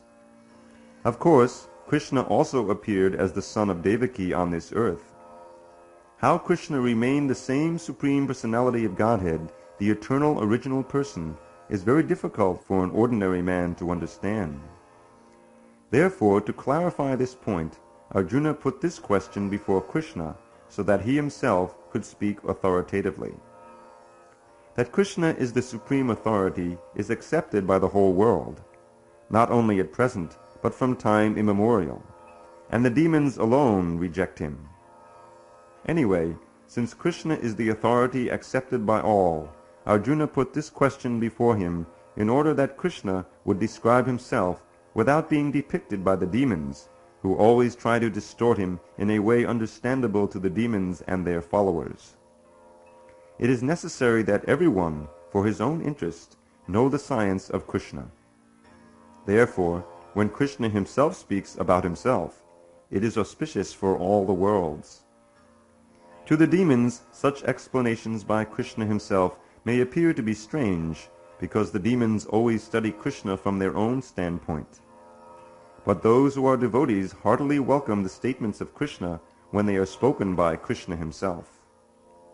The devotees will always worship such authoritative statements of Krishna, because they are always eager to know more and more about him.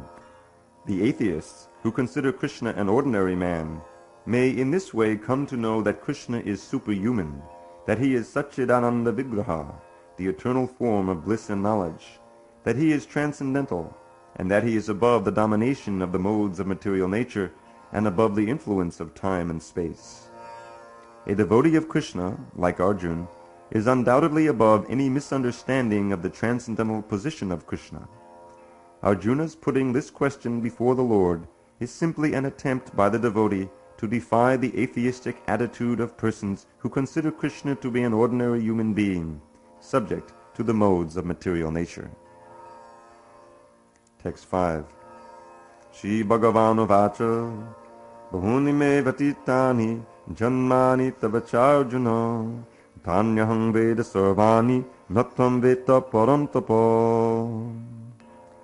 The personality of Godhead said, "Many, many births both you and I have passed. I can remember all of them, but you cannot, O subduer of the enemy."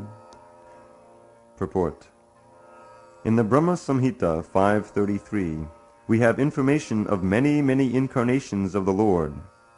It is stated there, Advaitam achyutam anadam anantarupam adyam purana purusham navayovanancha Vedeshu durlabham adurlabham atma bhakto govindamadi purusham tamaham bhajami. I worship the Supreme Personality of Godhead, Govinda, Krishna, who is the original person, absolute, infallible, without beginning. Although expanded into unlimited forms, he is still the same original, the oldest, and the person always appearing as a fresh youth. Such eternal, blissful, all-knowing forms of the Lord are usually misunderstood by the best Vedic scholars, but they are always manifest to pure, unalloyed devotees.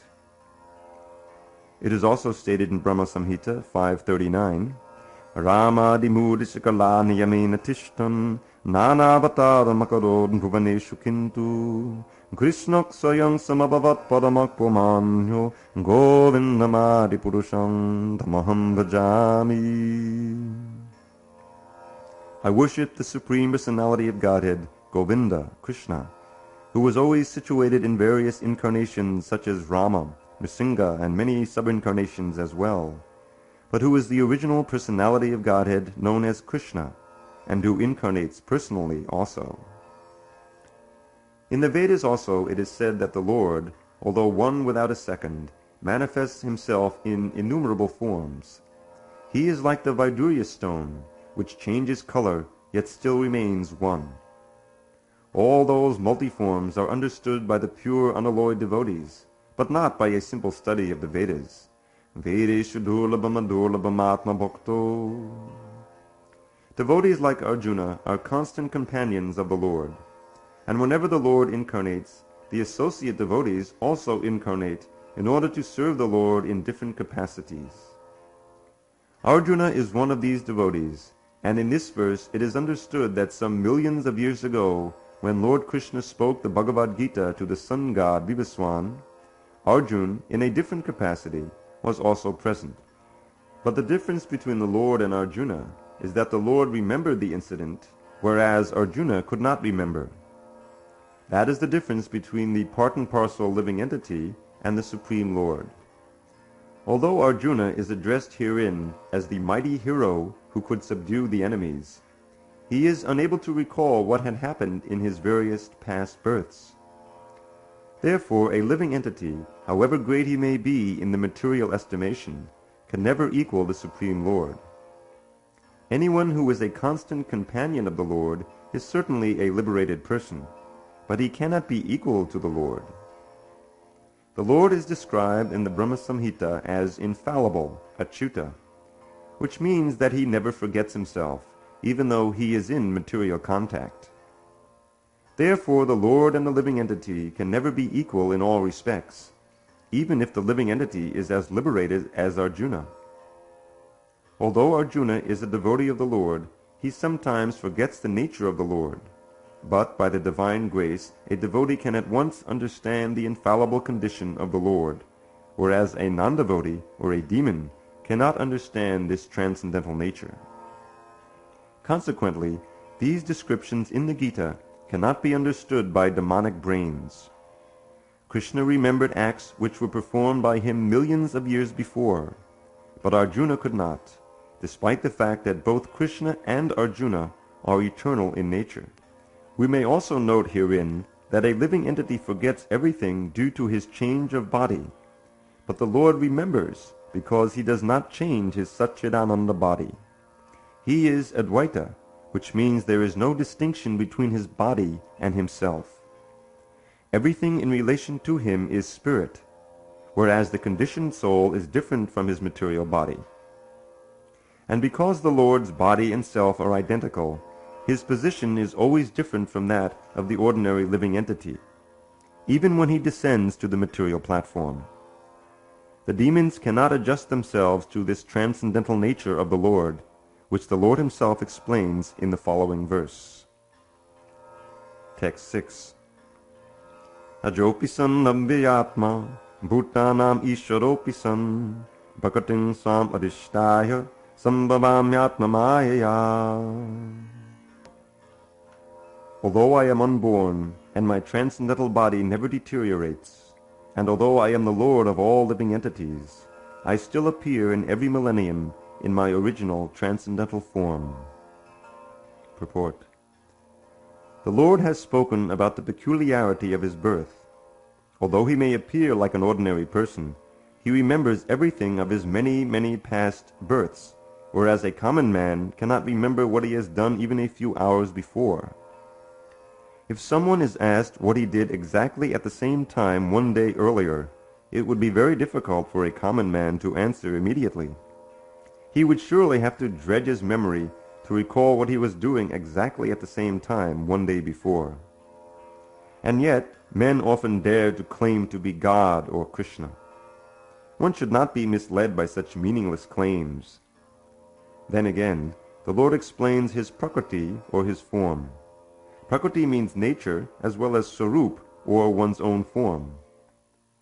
The Lord says that he appears in his own body. He does not change his body as the common living entity changes from one body to another. The conditioned soul may have one kind of body in the present birth, but he has a different body in the next birth.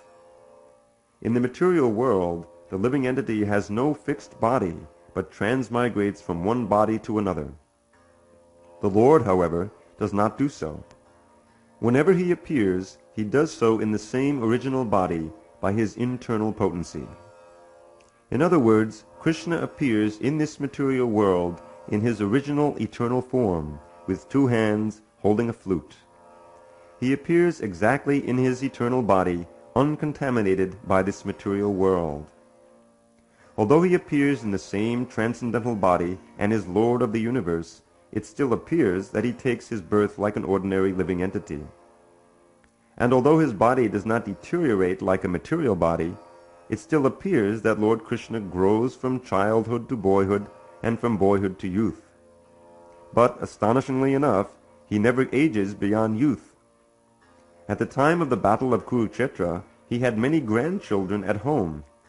Or, in other words, he had sufficiently aged by material calculations. Still, he looked just like a young man 20 or 25 years old. We never see a picture of Krishna in old age because he never grows old like us, although he is the oldest person in the whole creation, past, present, and future. Neither his body nor his intelligence ever deteriorates or changes. Therefore, it is clear that in spite of his being in the material world, he is the same unborn, eternal form of bliss and knowledge, changeless in his transcendental body and intelligence. Factually, his appearance and disappearance are like the sun's rising, moving before us, and then disappearing from our eyesight. When the sun is out of sight, we think that the sun is set, and when the sun is before our eyes, we think that the sun is on the horizon. Actually, the sun is always in its fixed position, but owing to our defective, insufficient senses, we calculate the appearance and disappearance of the sun in the sky. And because Lord Krishna's appearance and disappearance are completely different from that of any ordinary common living entity, it is evident that he is eternal, blissful knowledge by his internal potency, and he is never contaminated by material nature. The Vedas also confirm that the Supreme Personality of Godhead is unborn, yet he still appears to take his birth in multi-manifestations. The Vedic supplementary literatures also confirm that even though the Lord appears to be taking his birth, he is still without change of body. In the Srimad Bhagavatam, he appears before his mother as Narayan, with 4 hands and the decorations of the 6 kinds of opulences. His appearance in his original eternal form is his causeless mercy, bestowed upon the living entities so that they can concentrate on the Supreme Lord as he is, and not on mental concoctions or imaginations which the impersonalist wrongly thinks the Lord's forms to be. The word Maya, or Atma Maya, refers to the Lord's causeless mercy, according to the Vishvakosh dictionary. The Lord is conscious of all of his previous appearances and disappearances, but a common living entity forgets everything about his past body as soon as he gets another body. Krishna is the Lord of all living entities because he performs wonderful and superhuman activities while he is on this earth. Therefore, the Lord is always the same absolute truth, and without differentiation between his form and self, or between his quality and body. A question may now be raised as to why the Lord appears and disappears in this world. This is explained in the next verse. Text 7. Yada yada hi dharmasya glanir bhavati bharata abhyuttanam dharmasya tadatmanam srijamyaham. Whenever and wherever there is a decline in religious practice, O descendant of Bharat, and a predominant rise of irreligion, at that time I descend myself. Purport. The word Srijami is significant herein. Srijami cannot be used in the sense of creation, because, according to the previous verse, there is no creation of the Lord's form or body, since all of the forms are eternally existent. Therefore, Srijami means that the Lord manifests himself as he is. Although the Lord appears on schedule, namely at the end of the Dwapara Yuga of the 28th millennium of the 7th Manu in one day of Brahma, he has no obligation to adhere to such rules and regulations, because he is completely free to act in many ways at his will.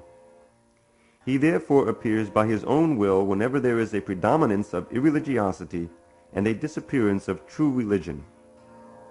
Principles of religion are laid down in the Vedas, and any discrepancy in the matter of properly executing the rules of the Vedas makes one irreligious.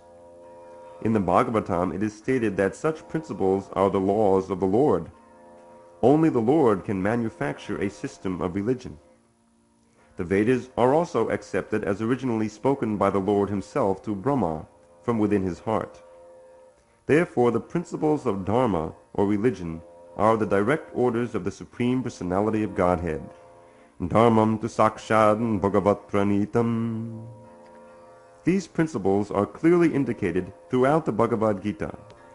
The purpose of the Vedas is to establish such principles under the order of the Supreme Lord, and the Lord directly orders at the end of the Gita that the highest principle of religion is to surrender unto Him only and nothing more. The Vedic principles push one toward complete surrender unto Him, and whenever such principles are disturbed by the demoniac, the Lord appears. From the Srimad Bhagavatam we understand that Lord Buddha is the incarnation of Krishna, who appeared when materialism was rampant and materialists were using the pretext of the authority of the Vedas.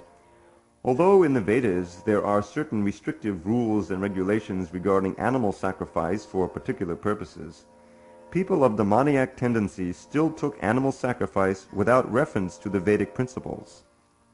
Lord Buddha appeared to stop this nonsense and to establish the Vedic principles of non-violence. Therefore, each and every avatar or incarnation of the Lord has a particular mission, and they are all described in the revealed scriptures.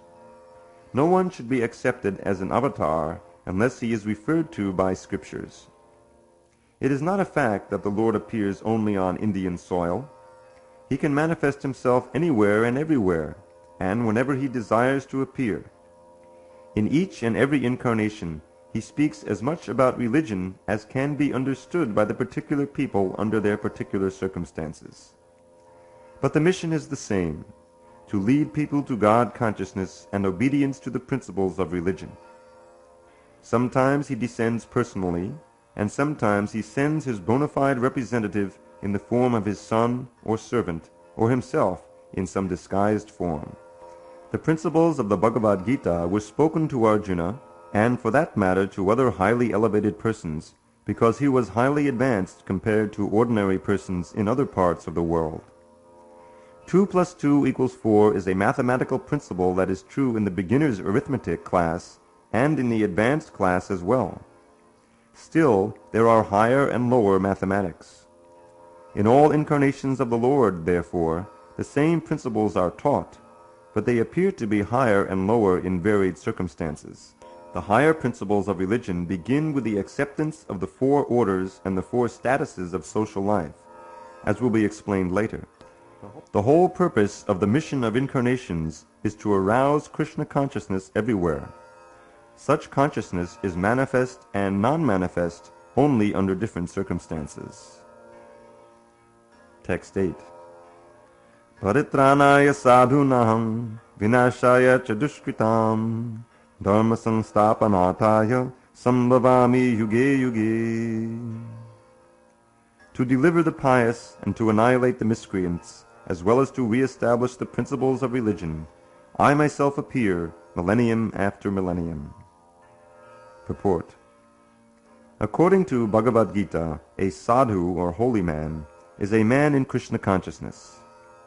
A person may appear to be irreligious, but if he has the qualifications of Krishna consciousness wholly and fully, he is to be understood to be a sadhu. And dushkritam applies to those who do not care for Krishna consciousness.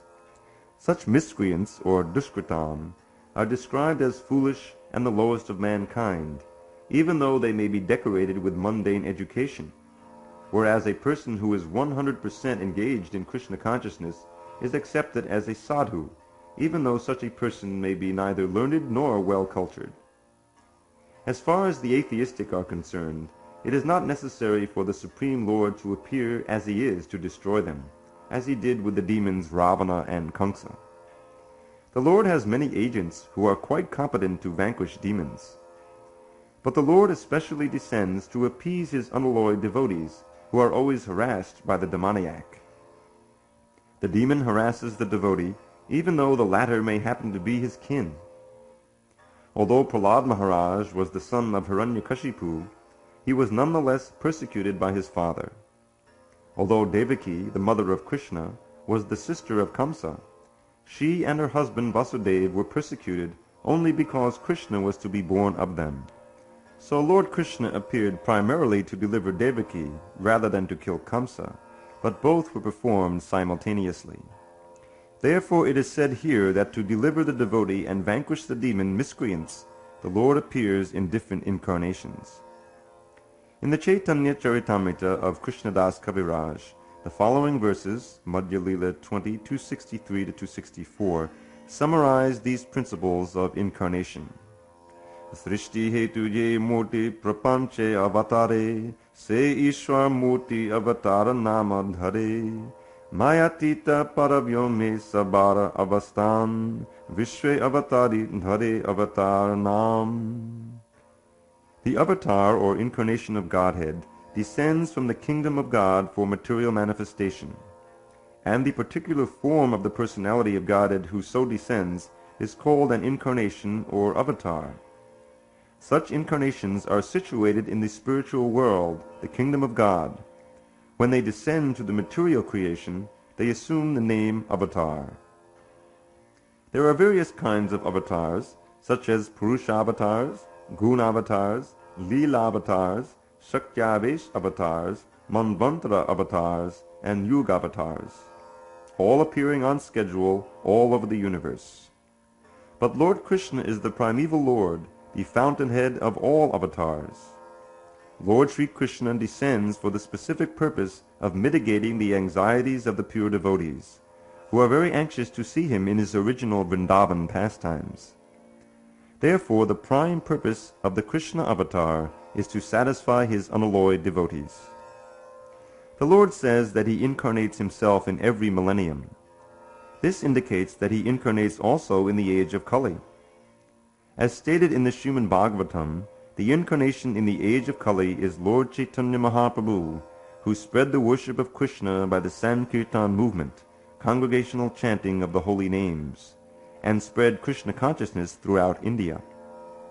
He predicted that this culture of Sankirtan would be broadcast all over the world, from town to town and village to village.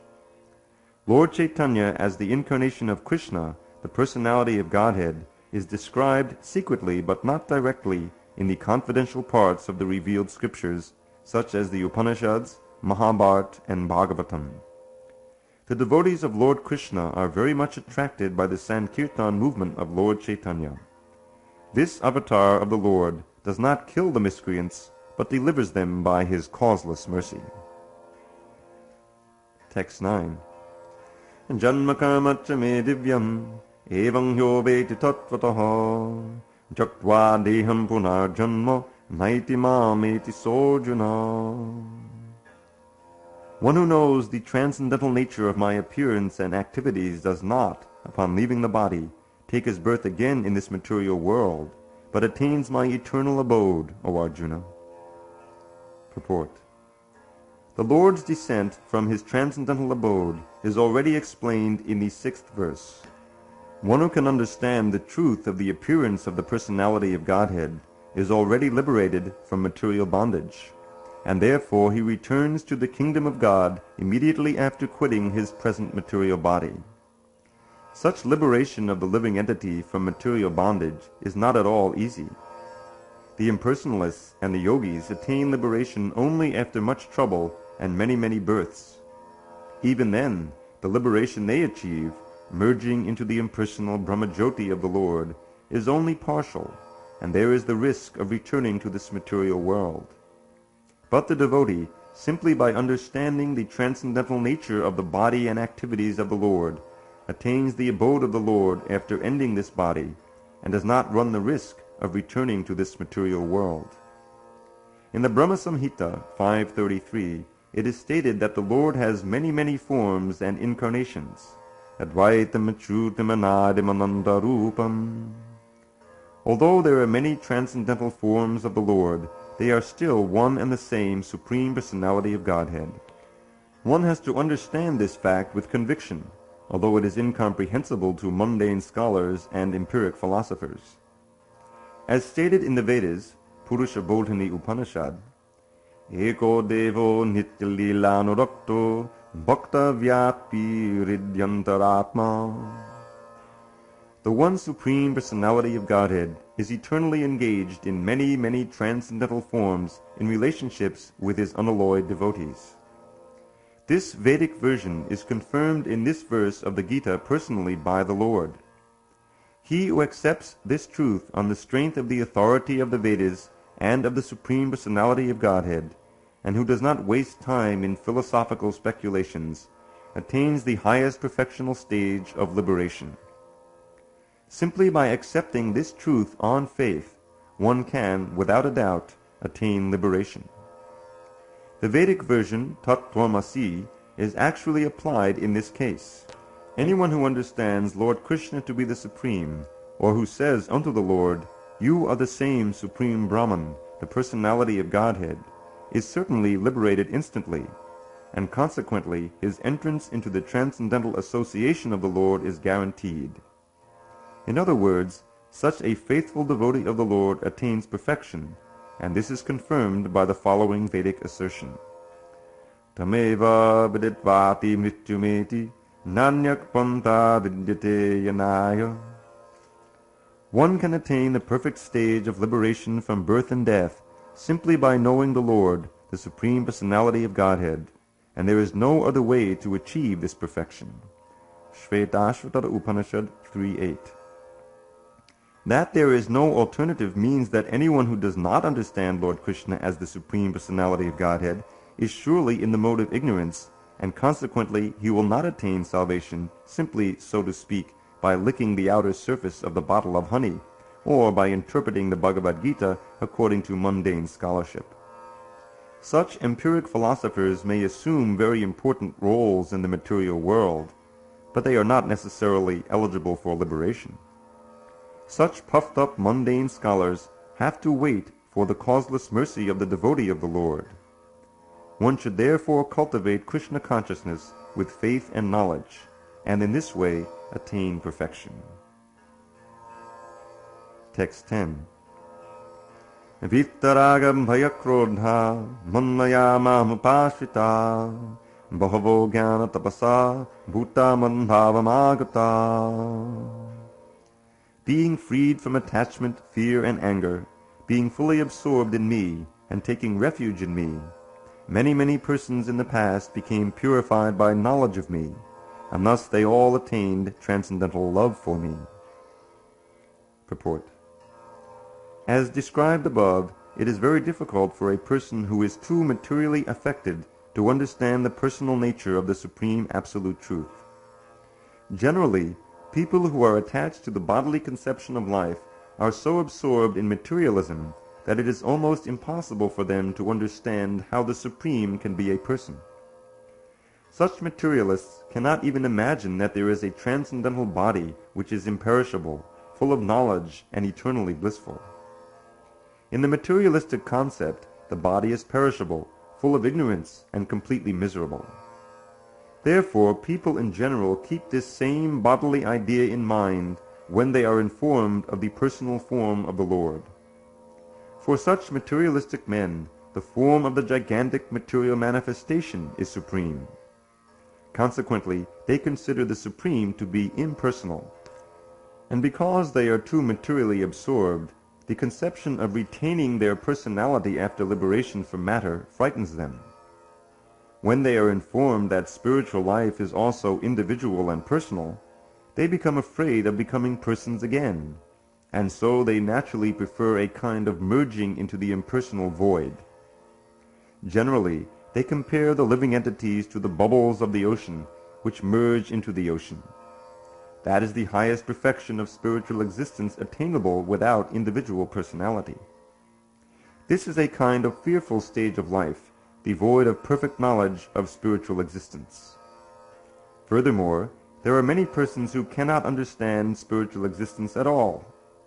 Being embarrassed by so many theories and by contradictions of various types of philosophical speculation, they become disgusted or angry and foolishly conclude that there is no supreme cause and that everything is ultimately void.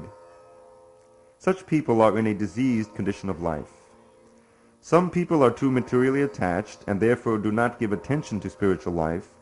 Some of them want to merge into the supreme spiritual cause, and some of them disbelieve in everything, being angry at all sorts of spiritual speculation out of hopelessness. This last class of men take to the shelter of some kind of intoxication, and their affective hallucinations are sometimes accepted as spiritual vision. One has to get rid of all three stages of attachment to the material world: negligence of spiritual life, fear of a spiritual personal identity, and the conception of void that arises from frustration in life. To get free from these three stages of the material concept of life, one has to take complete shelter of the Lord, guided by the bona fide spiritual master, and follow the disciplines and regulative principles of devotional life. The last stage of the devotional life is called bhava, or transcendental love of Godhead. According to Bhakti Rasamrita Sindhu 1:4-15-16, the science of devotional service, Ado Shraddha Tataksaro Sango Tabajanokriya Tato Nata Nivritti Syat Tato Nishta Ruchistata Ata Saktis Tato Bhavas Tatak Prema Bhyudanchati Sadhakanam Ayam Premna Bhradum Bhavet Bhavikrama. In the beginning, one must have a preliminary desire for self-realization. This will bring one to the stage of trying to associate with persons who are spiritually elevated. In the next stage, one becomes initiated by an elevated spiritual master, and under his instruction, the neophyte devotee begins the process of devotional service. By execution of devotional service, under the guidance of the spiritual master, one becomes free from all material attachment, attains steadiness in self-realization, and acquires a taste for hearing about the absolute personality of Godhead, Sri Krishna. This taste leads one further toward attachment for Krishna consciousness, which is matured in bhava, or the preliminary stage of transcendental love of God. Real love for God is called prema, the highest perfectional stage of life. In the prema stage, there is constant engagement in the transcendental loving service of the Lord. So, by the slow process of devotional service, under the guidance of the bona fide spiritual master, one can attain the highest stage, being freed from all material attachment, from the fearfulness of one's individual spiritual personality, and from the frustrations that result in void philosophy. Then one can ultimately attain to the abode of the Supreme Lord. Text 11. Ye yata mam papadyanti tanstataiva bhajamyaham namavartma navartanti manusyak parta sarvashaham. As all surrender unto me, I reward them accordingly. Everyone follows my path in all respects, O son of Pritha. Purport. Everyone is searching for Krishna in the different aspects of his manifestations. Krishna, the Supreme Personality of Godhead, is partially realized in his impersonal Brahmajyoti effulgence and as the all-pervading Supersoul dwelling within everything, including the particles of atoms. But Krishna is fully realized only by his pure devotees. Consequently, Krishna is the object of everyone's realization, and thus anyone and everyone is satisfied according to one's desire to have him. In the transcendental world also, Krishna reciprocates with his pure devotees in the transcendental attitude, just as the devotee wants him. One devotee may want Krishna as Supreme Master, another as his personal friend, another as his son, and still another as his lover. Krishna rewards all the devotees equally according to their different intensities of love for him. In the material world, the same reciprocations of feelings are there, and they are equally exchanged by the Lord with the different types of worshippers.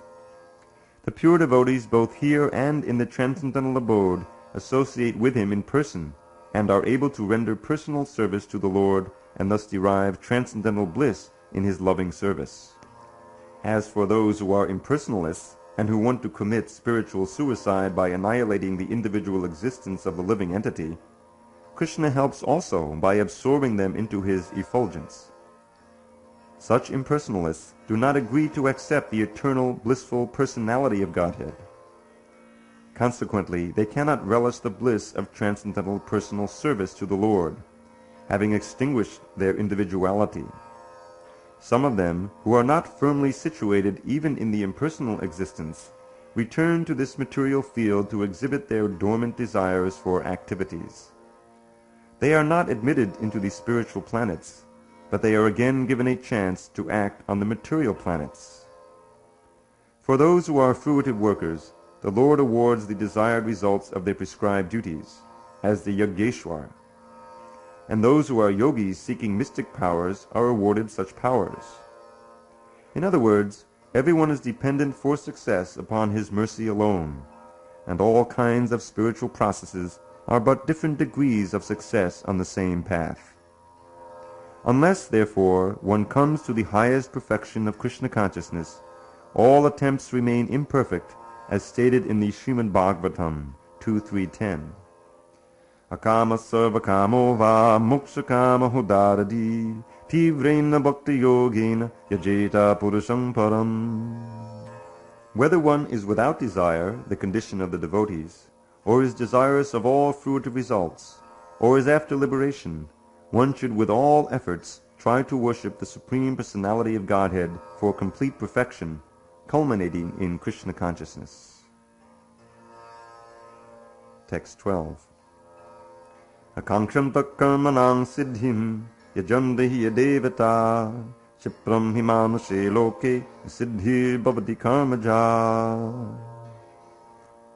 Men in this world desire success in fruitive activities, and therefore they worship the demigods.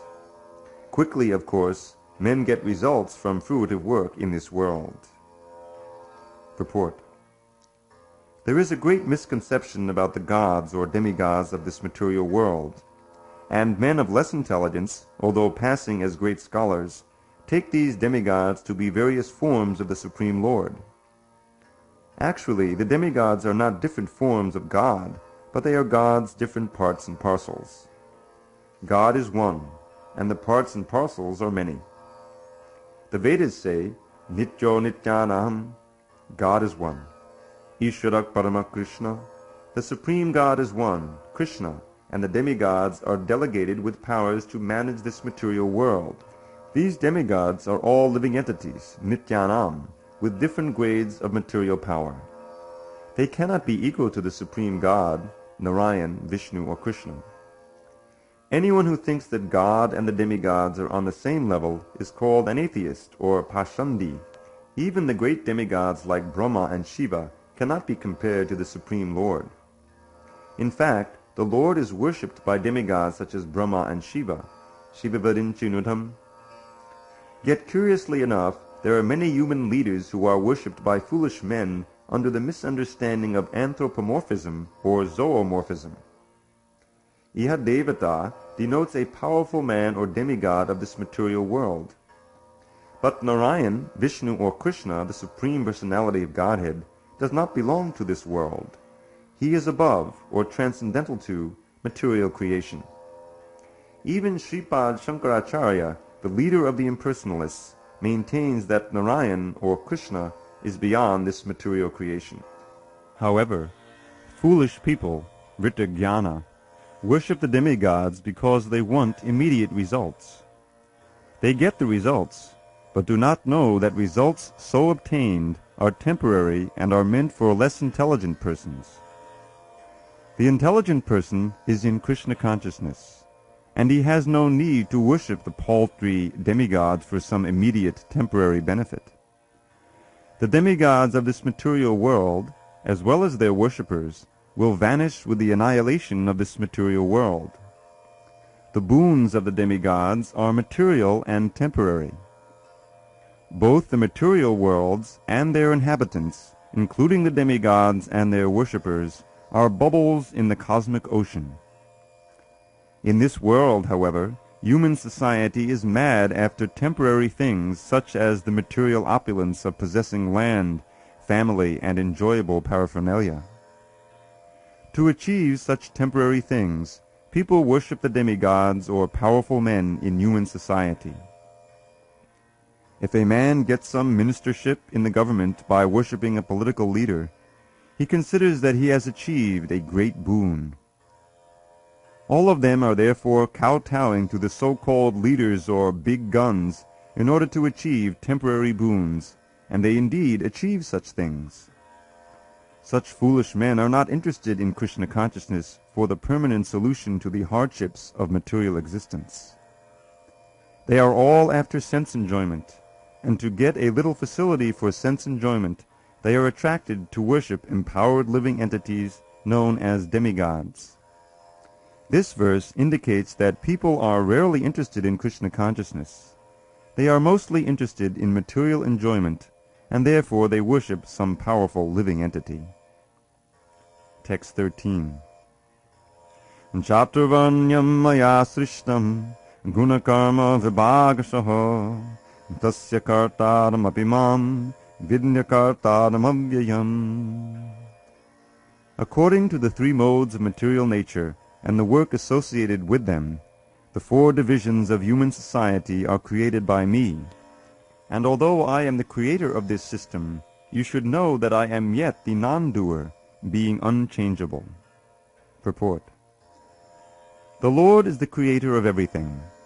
Everything is born of him, everything is sustained by him, and everything, after annihilation, rests in him. He is therefore the creator of the four divisions of the social order, beginning with the intelligent class of men, technically called Brahmins due to their being situated in the mode of goodness. Next is the administrative class, technically called the Kshatriyas due to their being situated in the mode of passion. The mercantile men, called the Vaishyas, are situated in the mixed modes of passion and ignorance, and the Shudras, or laborer class, are situated in the ignorant mode of material nature. In spite of his creating the four divisions of human society, Lord Krishna does not belong to any of these divisions, because he is not one of the conditioned souls, a section of whom form human society. Human society is similar to any other animal society, but to elevate men from the animal status, the above-mentioned divisions are created by the Lord for the systematic development of Krishna consciousness. The tendency of a particular man toward work is determined by the modes of material nature which he has acquired. Such symptoms of life, according to the different modes of material nature, are described in the 18th chapter of this book. A person in Krishna consciousness, however, is above even the Brahmins. Although Brahmins by quality are supposed to know about Brahman, the supreme absolute truth, most of them approach only the impersonal Brahman manifestation of Lord Krishna. But a man who transcends the limited knowledge of a Brahman and reaches the knowledge of the Supreme Personality of Godhead, Lord Sri Krishna, becomes a person in Krishna consciousness, or in other words, a Vaishnava. Krishna consciousness includes knowledge of all different plenary expansions of Krishna, namely Ram, Nrsimha, Varaha, etc. And as Krishna is transcendental to this system of the four divisions of human society, a person in Krishna consciousness is also transcendental to all divisions of human society, whether we consider the divisions of community, nation, or species. Text 14. Namam karmani limpanti, name karma palespriha, iti mang yo bijanati, karma bhi nasabadhyate. There is no work that affects me, nor do I aspire for the fruits of action. One who understands this truth about me also does not become entangled in the fruitive reactions of work. Purport. As there are constitutional laws in the material world stating that the king can do no wrong, or that the king is not subject to the state laws, similarly, the Lord, although he is the creator of this material world, is not affected by the activities of the material world. He creates and remains aloof from the creation, whereas the living entities are entangled in the fruitive results of material activities because of their propensity for lording it over material resources. The proprietor of an establishment is not responsible for the right and wrong activities of the workers, but the workers are themselves responsible. The living entities are engaged in their respective activities of sense gratification, and these activities are not ordained by the Lord. For advancement of sense gratification, the living entities are engaged in the work of this world, and they aspire to heavenly happiness after death. The Lord, being full in himself, has no attraction for so-called heavenly happiness. The heavenly demigods are only his engaged servants. The proprietor never desires the low-grade happiness such as the workers may desire. He is aloof from the material actions and reactions. For example, the rains are not responsible for different types of vegetation that appear on the earth, although without such rains there is no possibility of vegetative growth. Vedic Smriti confirms this fact as follows.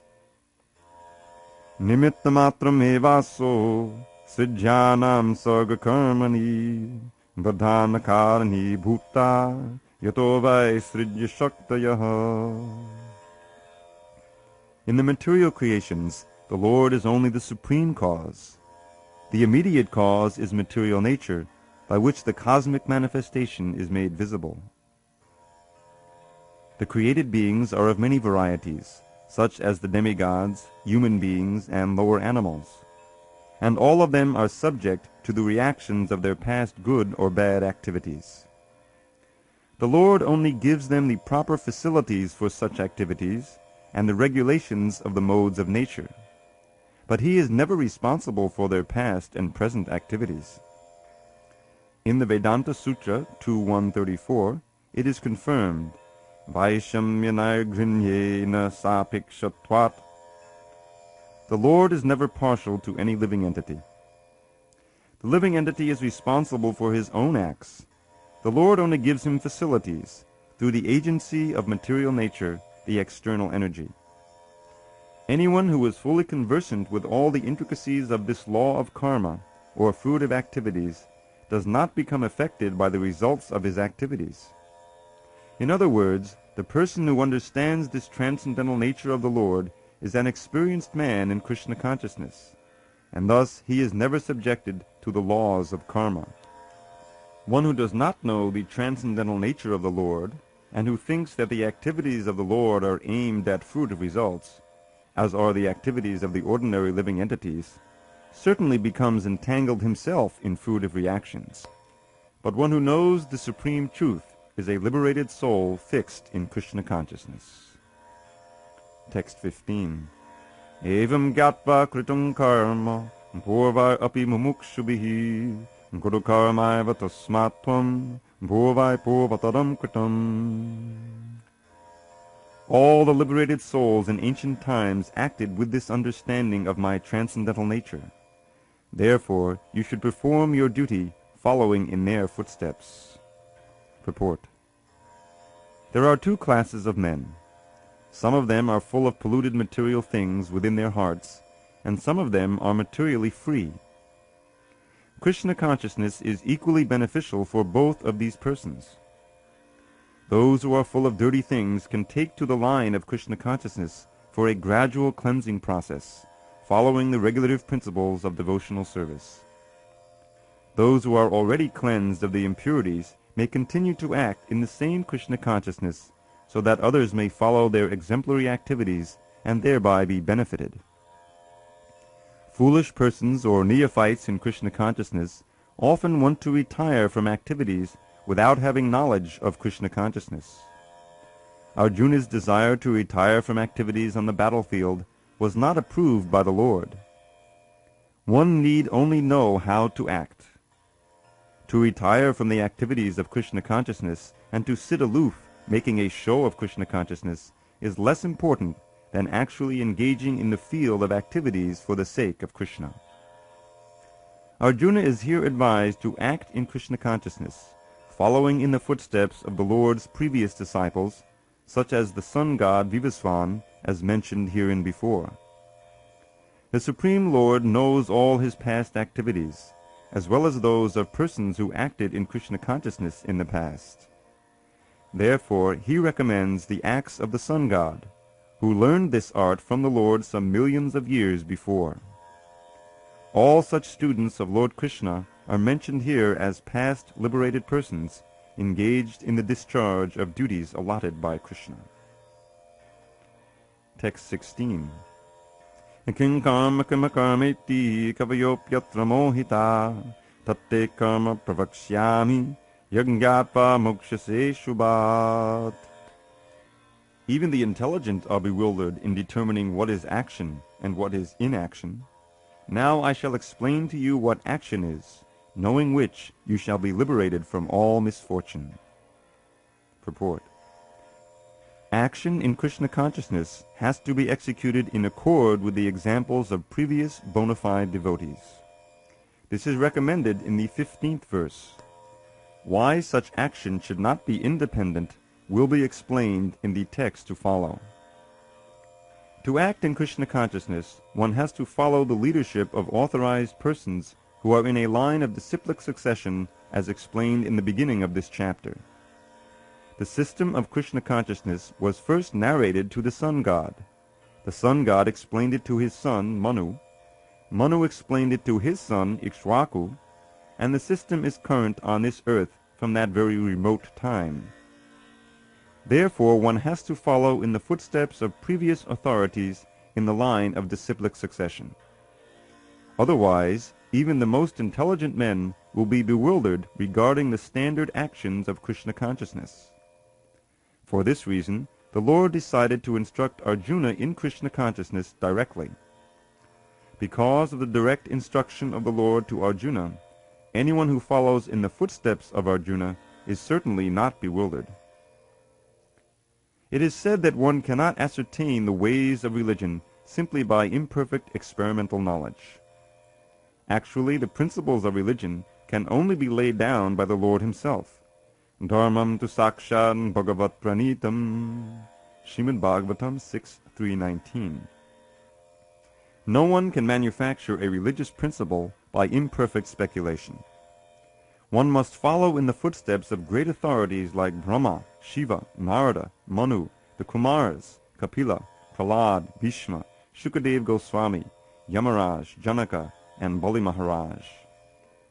By mental speculation, one cannot ascertain what is religion or self-realization. Therefore, out of causeless mercy to his devotees, the Lord explains directly to Arjuna what action is and what inaction is. Only action performed in Krishna consciousness can deliver a person from the entanglement of material existence. Text 17. Karmano yati bodhavyam, bodhavyam cha vikarmanaha, akarmanascha bodhavyam, ghana karmano gati. The intricacies of action are very hard to understand. Therefore, one should know properly what action is, what forbidden action is, and what inaction is. Purport. If one is serious about liberation from material bondage, one has to understand the distinctions between action, inaction, and unauthorized actions. One has to apply oneself to such an analysis of action, reaction, and perverted actions because it is a very difficult subject matter. To understand Krishna consciousness and action according to its modes, one has to learn one's relationship with the Supreme. That is, one who has learned perfectly knows that every living entity is an eternal servitor of the Lord, and that consequently one has to act in Krishna consciousness. The entire Bhagavad Gita is directed toward this conclusion. Any other conclusions against this consciousness and its attendant actions are vikarmas, or prohibited actions. To understand all this, one has to associate with authorities in Krishna consciousness and learn the secret from them. This is as good as learning from the Lord directly. Otherwise, even the most intelligent persons will be bewildered. Text 18. Karman nikarma yakpasyed karmani chakarmaya sabuddhiman manusheshu sayukta krishna karma krit.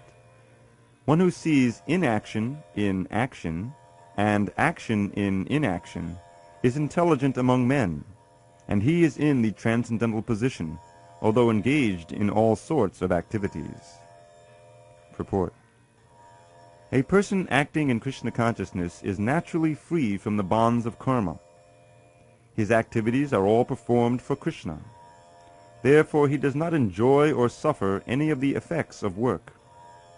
Consequently, he is intelligent in human society. even though he is engaged in all sorts of activities for Krishna. Akarma means without reaction to work.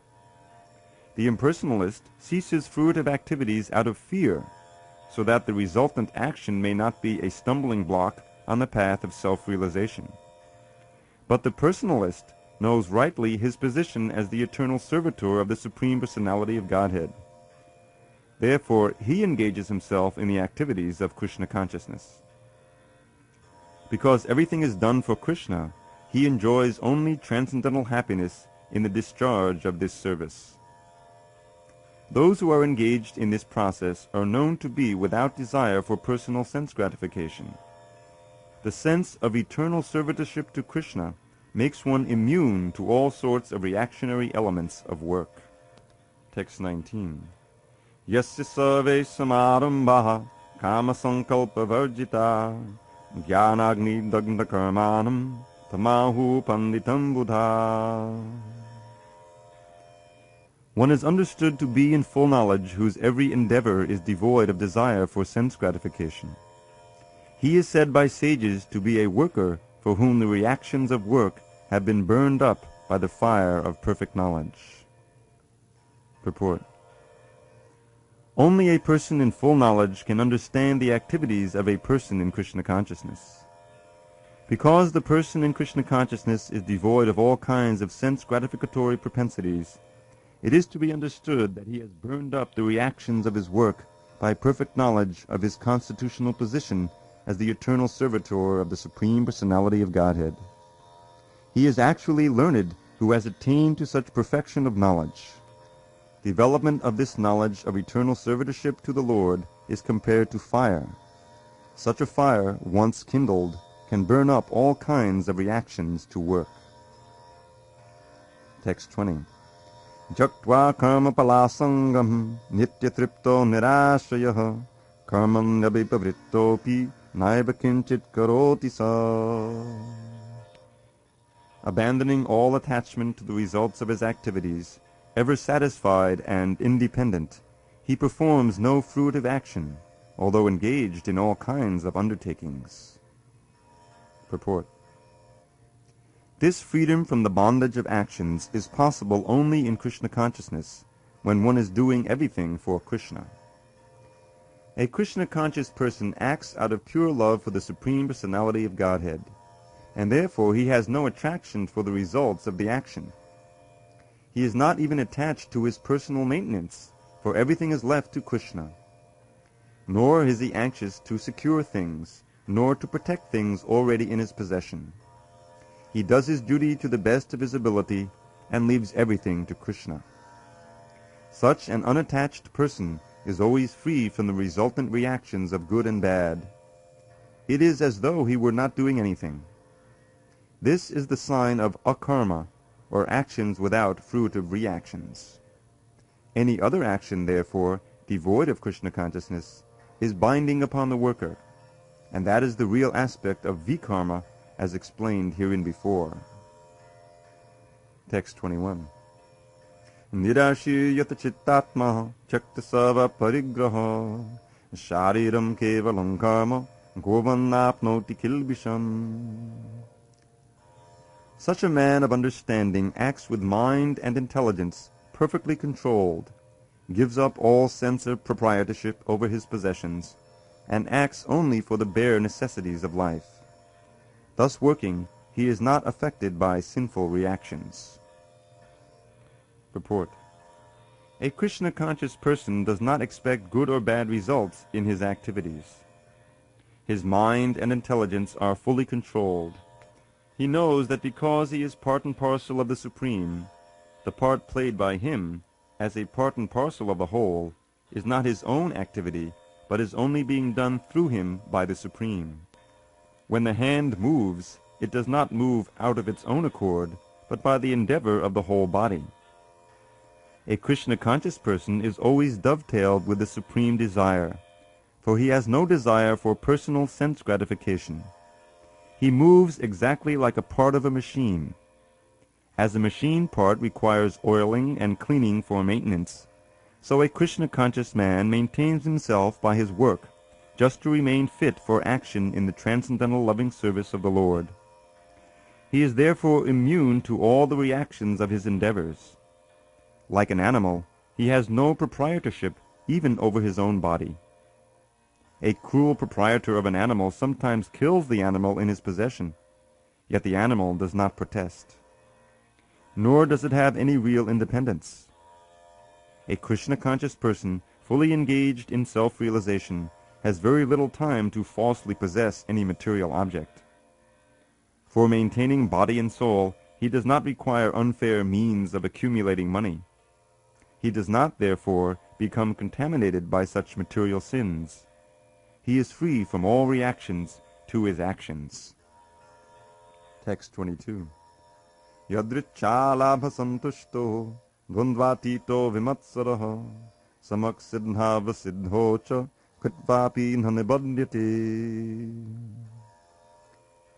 He who is satisfied with gain which comes of its own accord, who is free from duality and does not envy, who is steady in both success and failure, is never entangled, although performing actions. Purport. A Krishna-conscious person does not make much endeavor even to maintain his body. He is satisfied with gains which are obtained of their own accord. He neither begs nor borrows, but he labors honestly as far as is in his power, and is satisfied with whatever is obtained by his own honest labor. He is therefore independent in his livelihood. He does not allow anyone's service to hamper his own service in Krishna consciousness. However, for the service of the Lord, he can participate in any kind of action without being disturbed by the duality of the material world. The duality of the material world is felt in terms of heat and cold, or misery and happiness. A Krishna-conscious person is above duality because he does not hesitate to act in any way for the satisfaction of Krishna. Therefore he is steady both in success and in failure. These signs are visible when one is fully in transcendental knowledge. Text 23.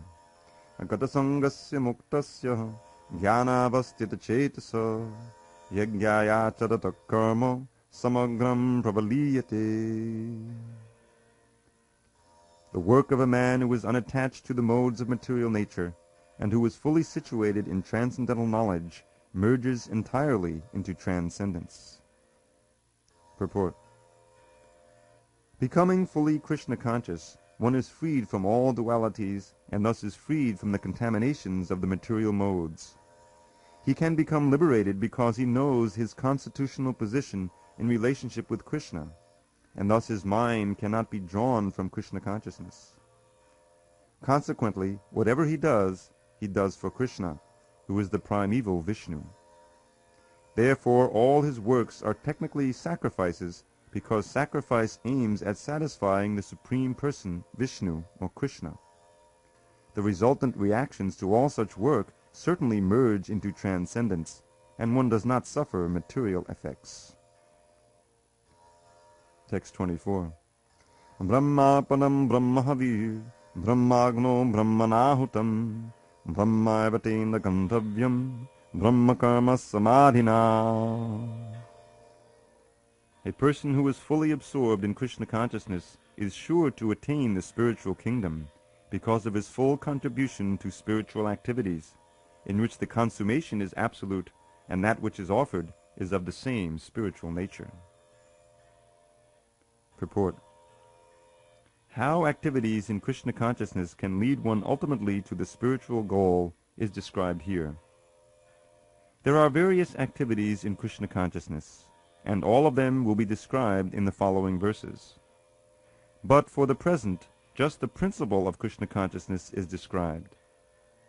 A conditioned soul, entangled in material contamination, is sure to act in the material atmosphere, and yet he has to get out of such an environment.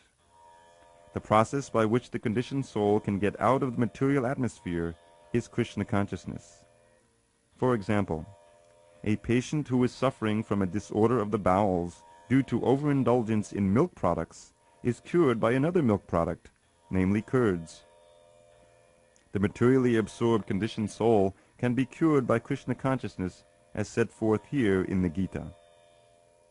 This process is generally known as yajna, or activities, sacrifices, simply meant for the satisfaction of Vishnu or Krishna. The more the activities of the material world are performed in Krishna consciousness, or for Vishnu only, the more the atmosphere becomes spiritualized by complete absorption. The word Brahma, Brahman, means spiritual. The Lord is spiritual, and the rays of his transcendental body are called Brahma-jyoti, his spiritual effulgence. Everything that exists is situated in that Brahma-jyoti. But when the jyoti is covered by illusion, maya, or sense gratification, it is called material. This material veil can be removed at once by Krishna consciousness. Thus the offering for the sake of Krishna consciousness, the consuming agent of such an offering or contribution, the process of consumption, the contributor, and the result are, all combined together, Brahman, or the Absolute Truth. The Absolute Truth covered by Maya is called matter. Matter, dovetailed for the cause of the Absolute Truth, regains its spiritual quality. Krishna consciousness is the process of converting the illusory consciousness into Brahman, or the Supreme. When the mind is fully absorbed in Krishna consciousness, it is said to be in samadhi, or trance. Anything done in such transcendental consciousness is called yajna, or sacrifice for the Absolute. In that condition of spiritual consciousness, the contributor, the contribution, the consumption, the performer or leader of the performance, and the result or ultimate gain, everything, becomes one in the Absolute, the Supreme Brahman. That is the method of Krishna consciousness. Text 25. Daivamevapare yagyam yoginak parhyupasate brahmagnavapare yagyam yajnaivopajuvati. Some yogis perfectly worship the demigods by offering different sacrifices to them, and some offer sacrifices in the fire of the Supreme Brahman. Purport. As described above, a person engaged in discharging duties in Krishna consciousness is also called a perfect yogi or a first-class mystic. But there are others also who perform similar sacrifices in the worship of demigods, and still others who sacrifice to the Supreme Brahman or the impersonal feature of the Supreme Lord. So there are different kinds of sacrifices in terms of different categories. Such different categories of sacrifice by different types of performers only superficially demark varieties of sacrifice. Factually, sacrifice means to satisfy the Supreme Lord, Vishnu, who is also known as yajna. All the different varieties of sacrifice can be placed within two primary divisions, namely, sacrifice of worldly possessions and sacrifice in pursuit of transcendental knowledge. Those who are in Krishna consciousness sacrifice all material possessions for the satisfaction of the Supreme Lord, while others, who want some temporary material happiness, sacrifice their material possessions to satisfy demigods such as Indra, the sun god, etc. And others, who are impersonalists, sacrifice their identity by merging into the existence of impersonal Brahman. The demigods are powerful living entities appointed by the Supreme Lord for the maintenance and supervision of all material functions, like the heating, watering, and lighting of the universe. Those who are interested in material benefits worship the demigods by various sacrifices according to the Vedic rituals. They are called Bhav-Ishvaravadi, or believers in many gods. But others, who worship the impersonal feature of the Absolute Truth, and regard the forms of the demigods as temporary, sacrifice their individual selves in the supreme fire, and thus end their individual existences by merging into the existence of the Supreme. Such impersonalists sacrifice their time in philosophical speculation to understand the transcendental nature of the Supreme. In other words, the fruitive workers sacrifice their material possessions for material enjoyment, whereas the impersonalist sacrifices his material designations with a view to merging into the existence of the Supreme. For the impersonalist, the fire altar of sacrifice is the Supreme Brahman, and the offering is the self being consumed by the fire of Brahman. The Krishna-conscious person, like Arjuna, however, sacrifices everything for the satisfaction of Krishna, and thus all his material possessions, as well as his own self, everything, is sacrificed for Krishna. Thus he is the first-class yogi, but he does not lose his individual existence. Text 26. Shrotraadinindriyanyanye sangyamagnishu juvati shabdadin vishayananya indriyagnishu juvati. Some, the unadulterated brahmacharis, sacrifice the hearing process and the senses in the fire of mental control, and others, the regulated householders, sacrifice the objects of the senses in the fire of the senses. Purport. The members of the four divisions of human life, namely the brahmachari, the grahastha, the vanaprastha, and the sannyasi, are all meant to become perfect yogis or transcendentalists. Since human life is not meant for our enjoying sense gratification like the animals, the four orders of human life are so arranged that one may become perfect in spiritual life. The brahmacharis, or students under the care of a bona fide spiritual master, control the mind by abstaining from sense gratification. A brahmachari hears only words concerning Krishna consciousness. Hearing is the basic principle for understanding, and therefore the pure brahmachari engages fully in Harir Namanakirtanam, chanting and hearing the glories of the Lord. He restrains himself from the vibrations of material sounds, and his hearing is engaged in the transcendental sound vibration of Hare Krishna, Hare Krishna. Similarly, the householders who have some license for sense gratification perform such acts with great restraint. Sex life, intoxication, and meat-eating are general tendencies of human society. But a regulated householder does not indulge in unrestricted sex life and other sense gratification.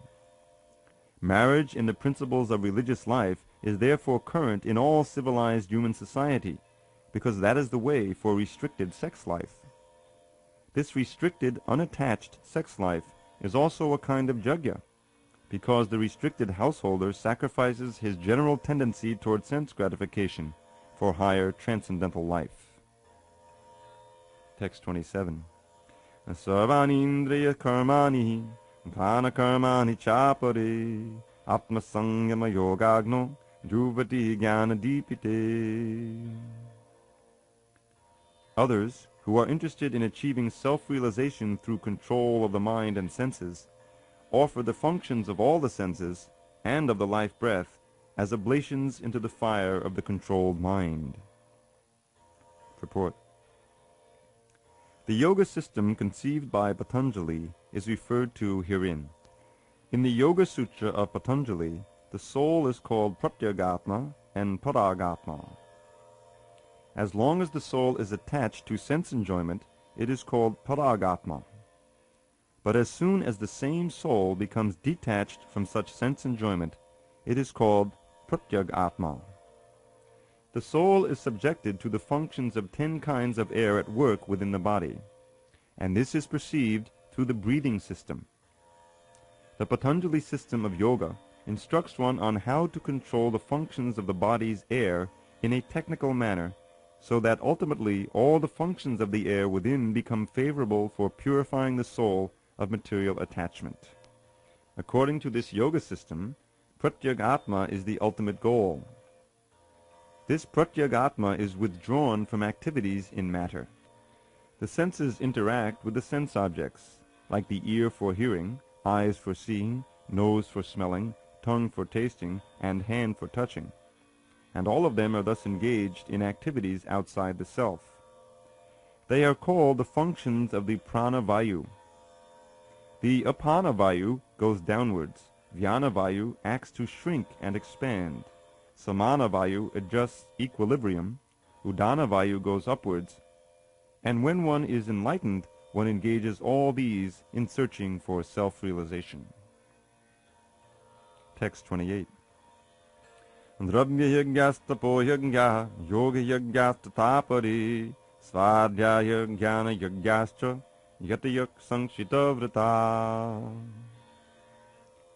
Having accepted strict vows, some become enlightened by sacrificing their possessions, and others by performing severe austerities, by practicing the yoga of eightfold mysticism, or by studying the Vedas to advance in transcendental knowledge. Purport.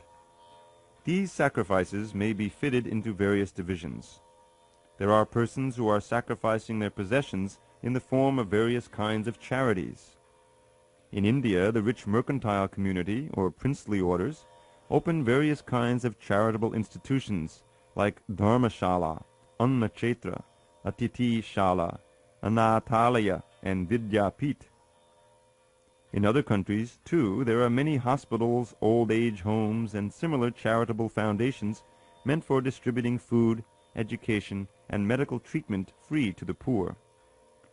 All these charitable activities are called Dravyamaya Yajna.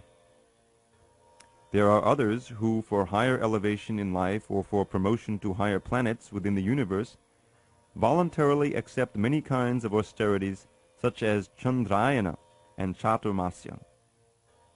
These processes entail severe vows for conducting life under certain rigid rules. For example, under the Chaturmasya vow, the candidate does not shave for 4 months during the year, July to October. He does not eat certain foods, does not eat twice in a day, or does not leave home. Such sacrifice of the comforts of life is called Tapomaya Yajna. There are still others who engage themselves in different kinds of mystic yoga, like the Patanjali system, for merging into the existence of the Absolute, or Hatha Yoga or Ashtanga Yoga, for the particular perfections. And some travel to all the sanctified places of pilgrimage. All these practices are called Yoga Yajna, sacrifice for a certain type of perfection in the material world.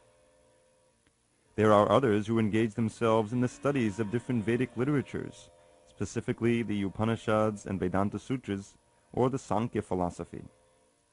All of these are called Svadhyaya Yajna, or engagement in the sacrifice of studies. All these yogis are faithfully engaged in different types of sacrifice and are seeking a higher status of life.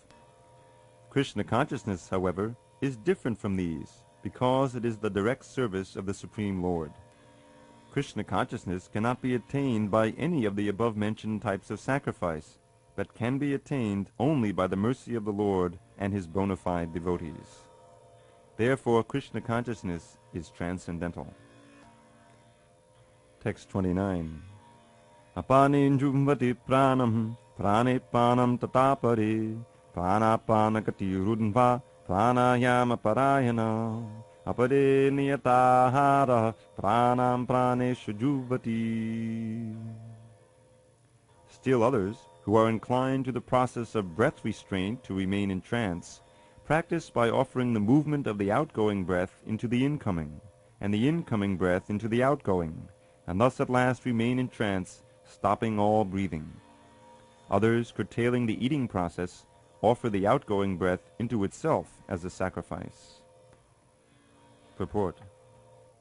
This system of yoga for controlling the breathing process is called pranayama, and in the beginning it is practiced in the Hatha Yoga system through different sitting postures. All of these processes are recommended for controlling the senses and for advancement in spiritual realization. This practice involves controlling the airs within the body so as to reverse the directions of their passage. The apana air goes downward, and the prana air goes up. The pranayama yogi practices breathing the opposite way until the currents are neutralized into puraka, equilibrium. Offering the exhaled breath into the inhaled breath is called rechaka. When both air currents are completely stopped, one is said to be in kumbhaka yoga. By practice of kumbhaka yoga, one can increase the duration of life for perfection in spiritual realization. The intelligent yogi is interested in attaining perfection in one life, without waiting for the next. For by practicing kumbhaka yoga, the yogis increase the duration of life by many, many years. A Krishna-conscious person, however, being always situated in the transcendental loving service of the Lord, automatically becomes the controller of the senses. His senses, being always engaged in the service of Krishna, have no chance of becoming otherwise engaged. So, at the end of life, he is naturally transferred to the transcendental plane of Lord Krishna. Consequently, he makes no attempt to increase his longevity. He is at once raised to the platform of liberation, as stated in Bhagavad-Gītā 14:26. Manchayo vyabhicharena bhakti yogena sevate sagunan samatityaitan brahma bhuyaya kalpate. One who engages in unalloyed devotional service to the Lord transcends the modes of material nature and is immediately elevated to the spiritual platform. A Krishna-conscious person begins from the transcendental stage, and he is constantly in that consciousness. Therefore, there is no falling down, and ultimately he enters into the abode of the Lord without delay. The practice of reduced eating is automatically done when one eats only Krishna prasadam, or food which is offered first to the Lord. Reducing the eating process is very helpful in the matter of sense control, and without sense control there is no possibility of getting out of the material entanglement. Text 30. Sarvepyete yagyavido yagyak chapatakalmasha yagyashishtam dabujo yanti brahma sanatanam. All these performers who know the meaning of sacrifice become cleansed of sinful reactions, and, having tasted the nectar of the results of sacrifices, they advance toward the supreme eternal atmosphere. Purport. From the foregoing explanation of different types of sacrifice, namely sacrifice of one's possessions, study of the Vedas or philosophical doctrines, and performance of the yoga system, it is found that the common aim of all is to control the senses.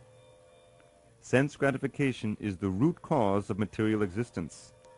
Therefore, unless and until one is situated on a platform apart from sense gratification, there is no chance of being elevated to the eternal platform of full knowledge, full bliss, and full life. This platform is in the eternal atmosphere, or Brahman atmosphere. All the above-mentioned sacrifices help one to become cleansed of the sinful reactions of material existence. By this advancement in life, not only does one become happy and opulent in this life, but also at the end he enters into the eternal kingdom of God, either merging into the impersonal Brahman or associating with the Supreme Personality of Godhead, Krishna. Text 31. Nayam lokostya yagyasya kutarnya kurusattama. O best of the Kuru dynasty, without sacrifice one can never live happily on this planet or in this life.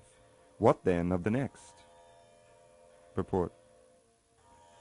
Whatever form of material existence one is in, one is invariably ignorant of his real situation. In other words, existence in the material world is due to the multiple reactions to our sinful lives. Ignorance is the cause of sinful life, and sinful life is the cause of one's dragging on in material existence. The human form of life is the only loophole by which one may get out of this entanglement. The Vedas, therefore, give us a chance for escape by pointing out the paths of religion, economic comfort, regulated sense gratification, and, at last, the means to get out of the miserable condition entirely. The path of religion, or the different kinds of sacrifice recommended above, automatically solves our economic problems. By performance of yajna we can have enough food, enough milk, etc., even if there is a so-called increase of population. When the body is fully supplied, naturally the next stage is to satisfy the senses. The Vedas prescribe, therefore, sacred marriage for regulated sense gratification. Thereby one is gradually elevated to the platform of release from material bondage, and the highest perfection of liberated life is to associate with the Supreme Lord. Perfection is achieved by performance of yajna, sacrifice, as described above. Now, if a person is not inclined to perform yajna according to the Vedas, how can he expect a happy life even in this body, and what to speak of another body on another planet. There are different grades of material comforts in different heavenly planets, and in all cases there is immense happiness for persons engaged in different kinds of yajna. But the highest kind of happiness that a man can achieve is to be promoted to the spiritual planets by practice of Krishna consciousness. A life of Krishna consciousness is therefore the solution to all the problems of material existence. Text 32. Evam bahuvada yajna vitata brahmano mukhe karmajan dinditan sarvan evam gyatva vimokshase. All these different types of sacrifice are approved by the Vedas, and all of them are born of different types of work. Knowing them as such, you will become liberated. Purport. Different types of sacrifice, as discussed above, are mentioned in the Vedas to suit the different types of worker. Because men are so deeply absorbed in the bodily concept, these sacrifices are so arranged that one can work either with the body, with the mind, or with the intelligence. But all of them are recommended for ultimately bringing about liberation from the body. This is confirmed by the Lord herewith from his own mouth. Text 33. Shreyan javamaya jagyahan jnana yagya parantapo sarvam karma kilam partha jnani parisamapyate. O chastiser of the enemy, the sacrifice performed in knowledge is better than the mere sacrifice of material possessions. After all, O son of Pritha, all sacrifices of work culminate in transcendental knowledge. Purport. The purpose of all sacrifices is to arrive at the status of complete knowledge, then to gain release from material miseries, and ultimately to engage in loving transcendental service to the Supreme Lord, Krishna consciousness. Nonetheless, there is a mystery about all these different activities of sacrifice, and one should know this mystery. Sacrifices sometimes take different forms according to the particular faith of the performer. When one's faith reaches the stage of transcendental knowledge, the performer of sacrifices should be considered more advanced than those who simply sacrifice material possessions without such knowledge. For without attainment of knowledge, sacrifices remain on the material platform and bestow no spiritual benefit. Real knowledge culminates in Krishna consciousness, the highest stage of transcendental knowledge. Without the elevation of knowledge, sacrifices are simply material activities. When, however, they are elevated to the level of transcendental knowledge, all such activities enter onto the spiritual platform. Depending on differences in consciousness, sacrificial activities are sometimes called karma kanda, fruitive activities, and sometimes jnana kanda, knowledge in the pursuit of truth. It is better when the end is knowledge. Text 34. Tadvidhi pranipatena pariprashnena seveya upadekshanti te jnanam jnaninas tattvadarshinaha. Just try to learn the truth by approaching a spiritual master. Inquire from him submissively and render service unto him. The self-realized souls can impart knowledge unto you because they have seen the truth. Purport. The path of spiritual realization is undoubtedly difficult. The Lord therefore advises us to approach a bona fide spiritual master in the line of disciplic succession from the Lord himself. No one can be a bona fide spiritual master without following this principle of disciplic succession.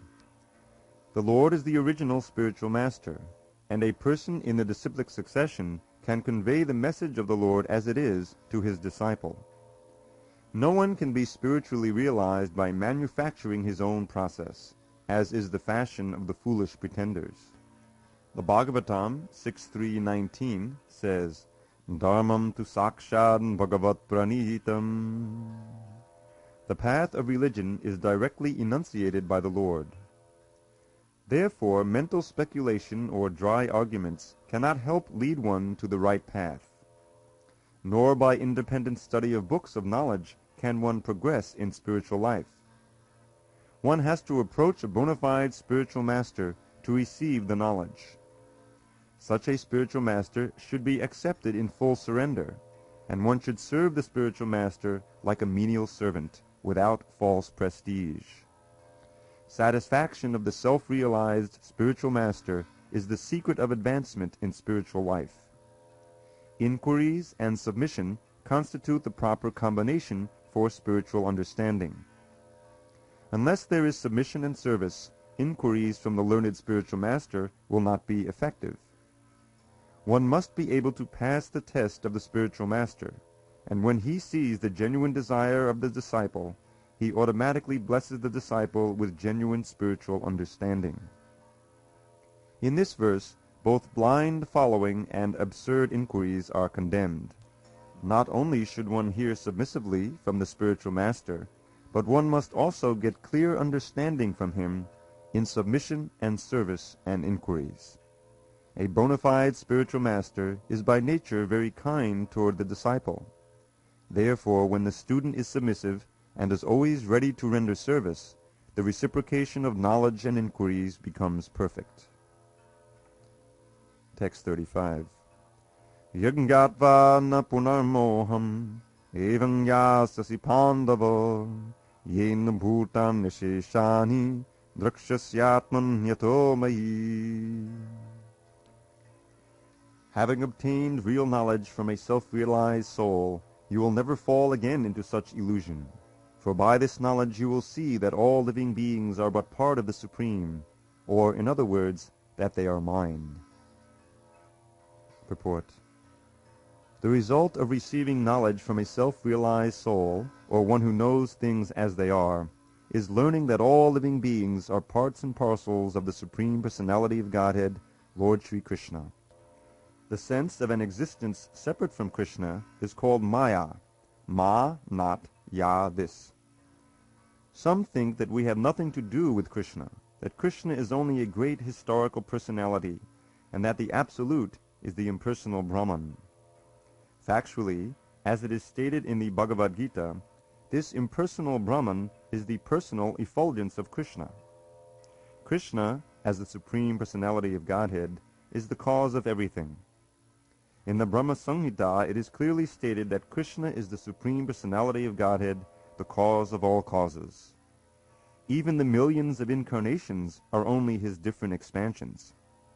Similarly, the living entities are also expansions of Krishna.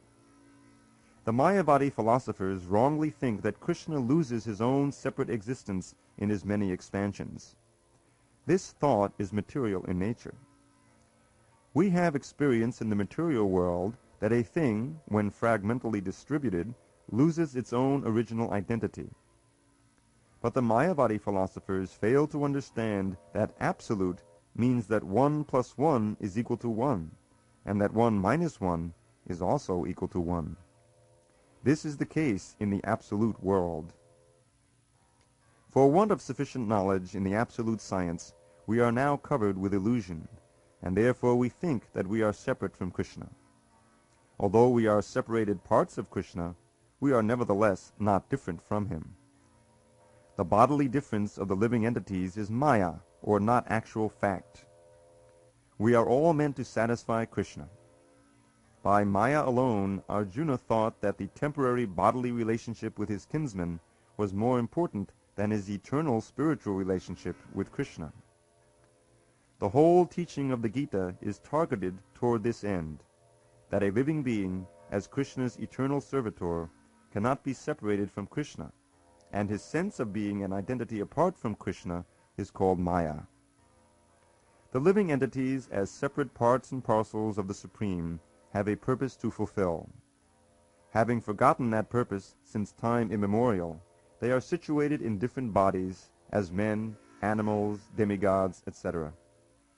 Such bodily differences arise from forgetfulness of the transcendental service of the Lord. But when one is engaged in transcendental service through Krishna consciousness, one becomes at once liberated from this illusion.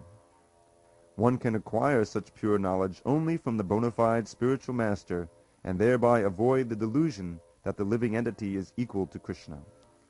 Perfect knowledge is that the Supreme Soul, Krishna, is the supreme shelter for all living entities, and giving up such shelter, the living entities are deluded by the material energy, imagining themselves to have a separate identity. Thus, under different standards of material identity, they become forgetful of Krishna. When, however, such deluded living entities become situated in Krishna consciousness, it is to be understood that they are on the path of liberation, as confirmed in the Bhagavatam 2.10.6. Muktir hitvanyata rupam sarupena vyavastiti.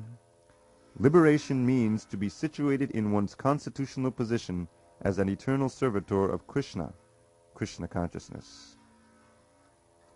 Text 36. Apichedasi papebhyak sarvebhyak papakritamo sarvam jnana pravenaiva vrijinam santarishyasi. Even if you are considered to be the most sinful of all sinners, when you are situated in the boat of transcendental knowledge, you will be able to cross over the ocean of miseries. Purport. Proper understanding of one's constitutional position in relationship to Krishna is so nice that it can at once lift one from the struggle for existence which goes on in the ocean of nescience. This material world is sometimes regarded as an ocean of nescience, and sometimes as a blazing forest. In the ocean, however expert a swimmer one may be, the struggle for existence is very severe. If someone comes forward and lifts the struggling swimmer from the ocean, he is the greatest savior. Perfect knowledge, received from the Supreme Personality of Godhead, is the path of liberation. The boat of Krishna consciousness is very simple, but at the same time the most sublime. Text 37. Yatai dansi samidhogni bhasmasat kuruterjuna jnanagni sarva karmani bhasmasat kurute tata. As a blazing fire turns firewood to ashes, O Arjun, so does the fire of knowledge burn to ashes all reactions to material activities. Purport. Perfect knowledge of self and superself and of their relationship is compared herein to a fire. This fire not only burns up all reactions to impious activities, but also all reactions to pious activities, turning them to ashes. There are many stages of reaction: reaction in the making, reaction fructifying, reaction already achieved, and reaction a priori.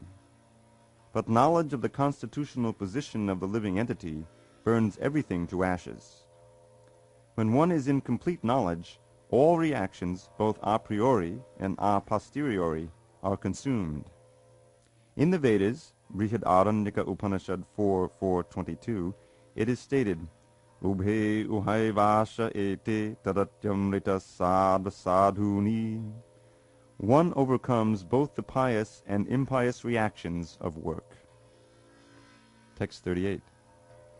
Nahi jnanena sadrisham pavitram iha vidyate tatsvayam yoga samsiddha kalenatmani vindati. In this world there is nothing so sublime and pure as transcendental knowledge. Such knowledge is the mature fruit of all mysticism, and one who has become accomplished in the practice of devotional service enjoys this knowledge within himself in due course of time. Purport. When we speak of transcendental knowledge, we do so in terms of spiritual understanding. As such, there is nothing so sublime and pure as transcendental knowledge. Ignorance is the cause of our bondage, and knowledge is the cause of our liberation. This knowledge is the mature fruit of devotional service, and when one is situated in transcendental knowledge, he need not search for peace elsewhere, for he enjoys peace within himself.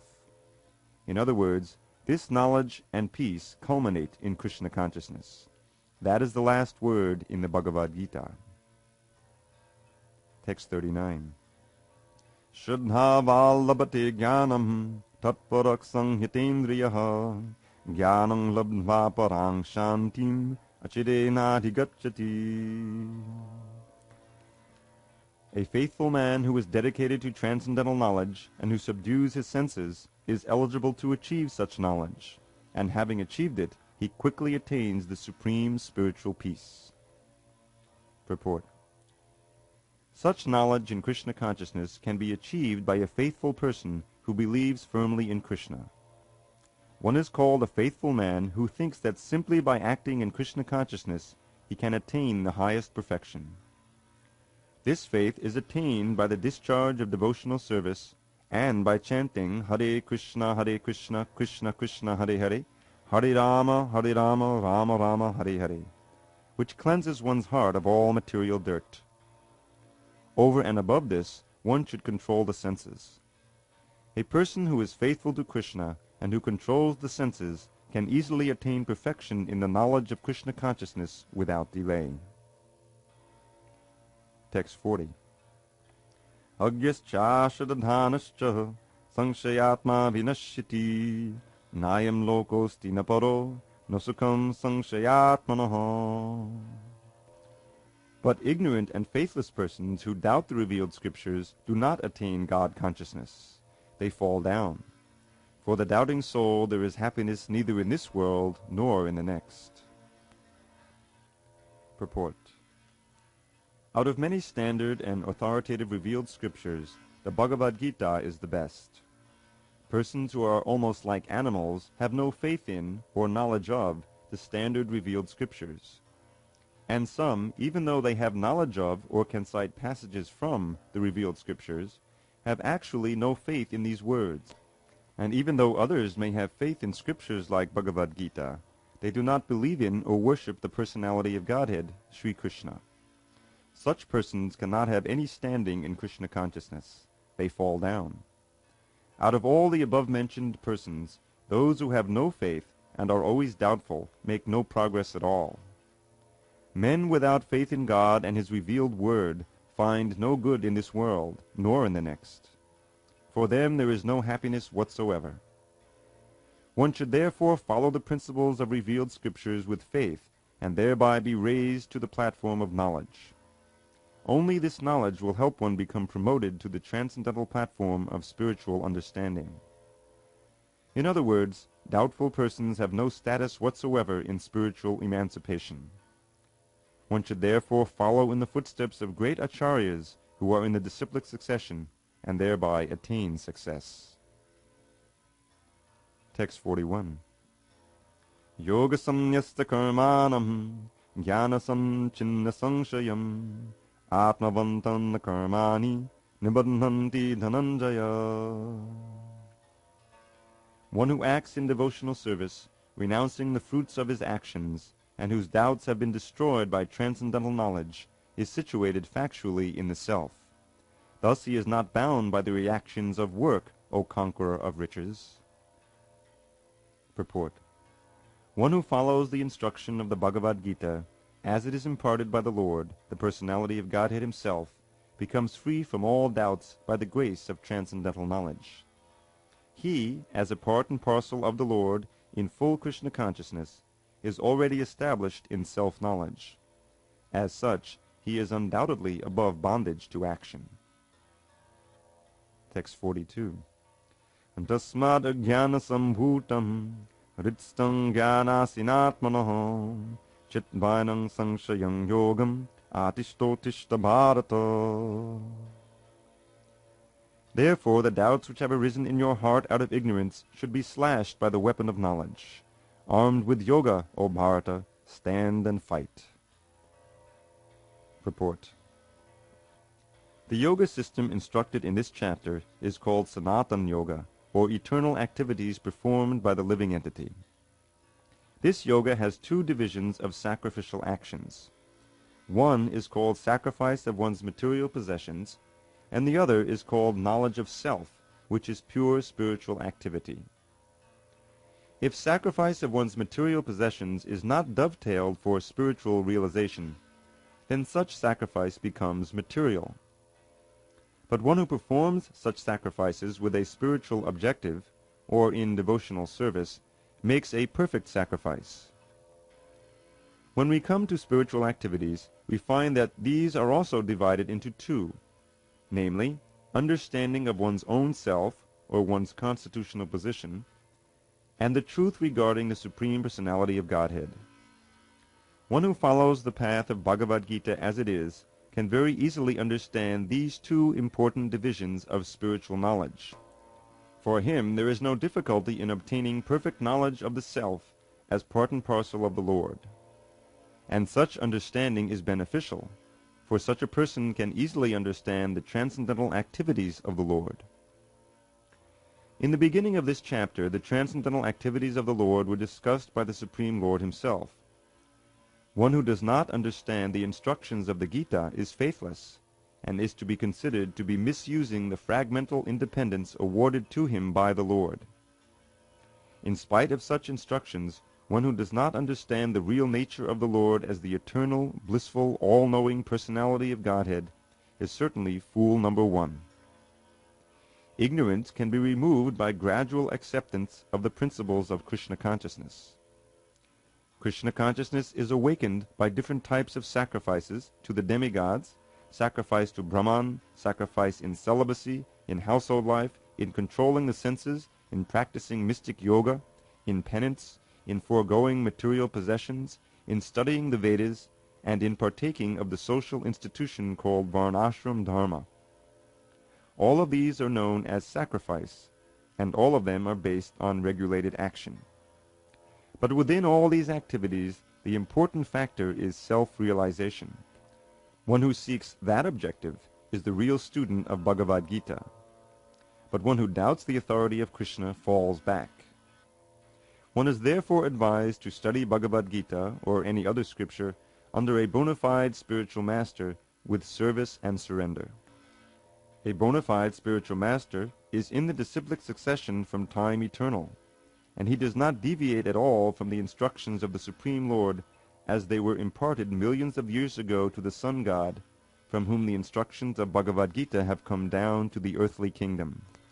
One should therefore follow the path of Bhagavad Gita as it is expressed in the Gita itself, and be wary of self-interested people after personal aggrandizement who deviate others from the actual path.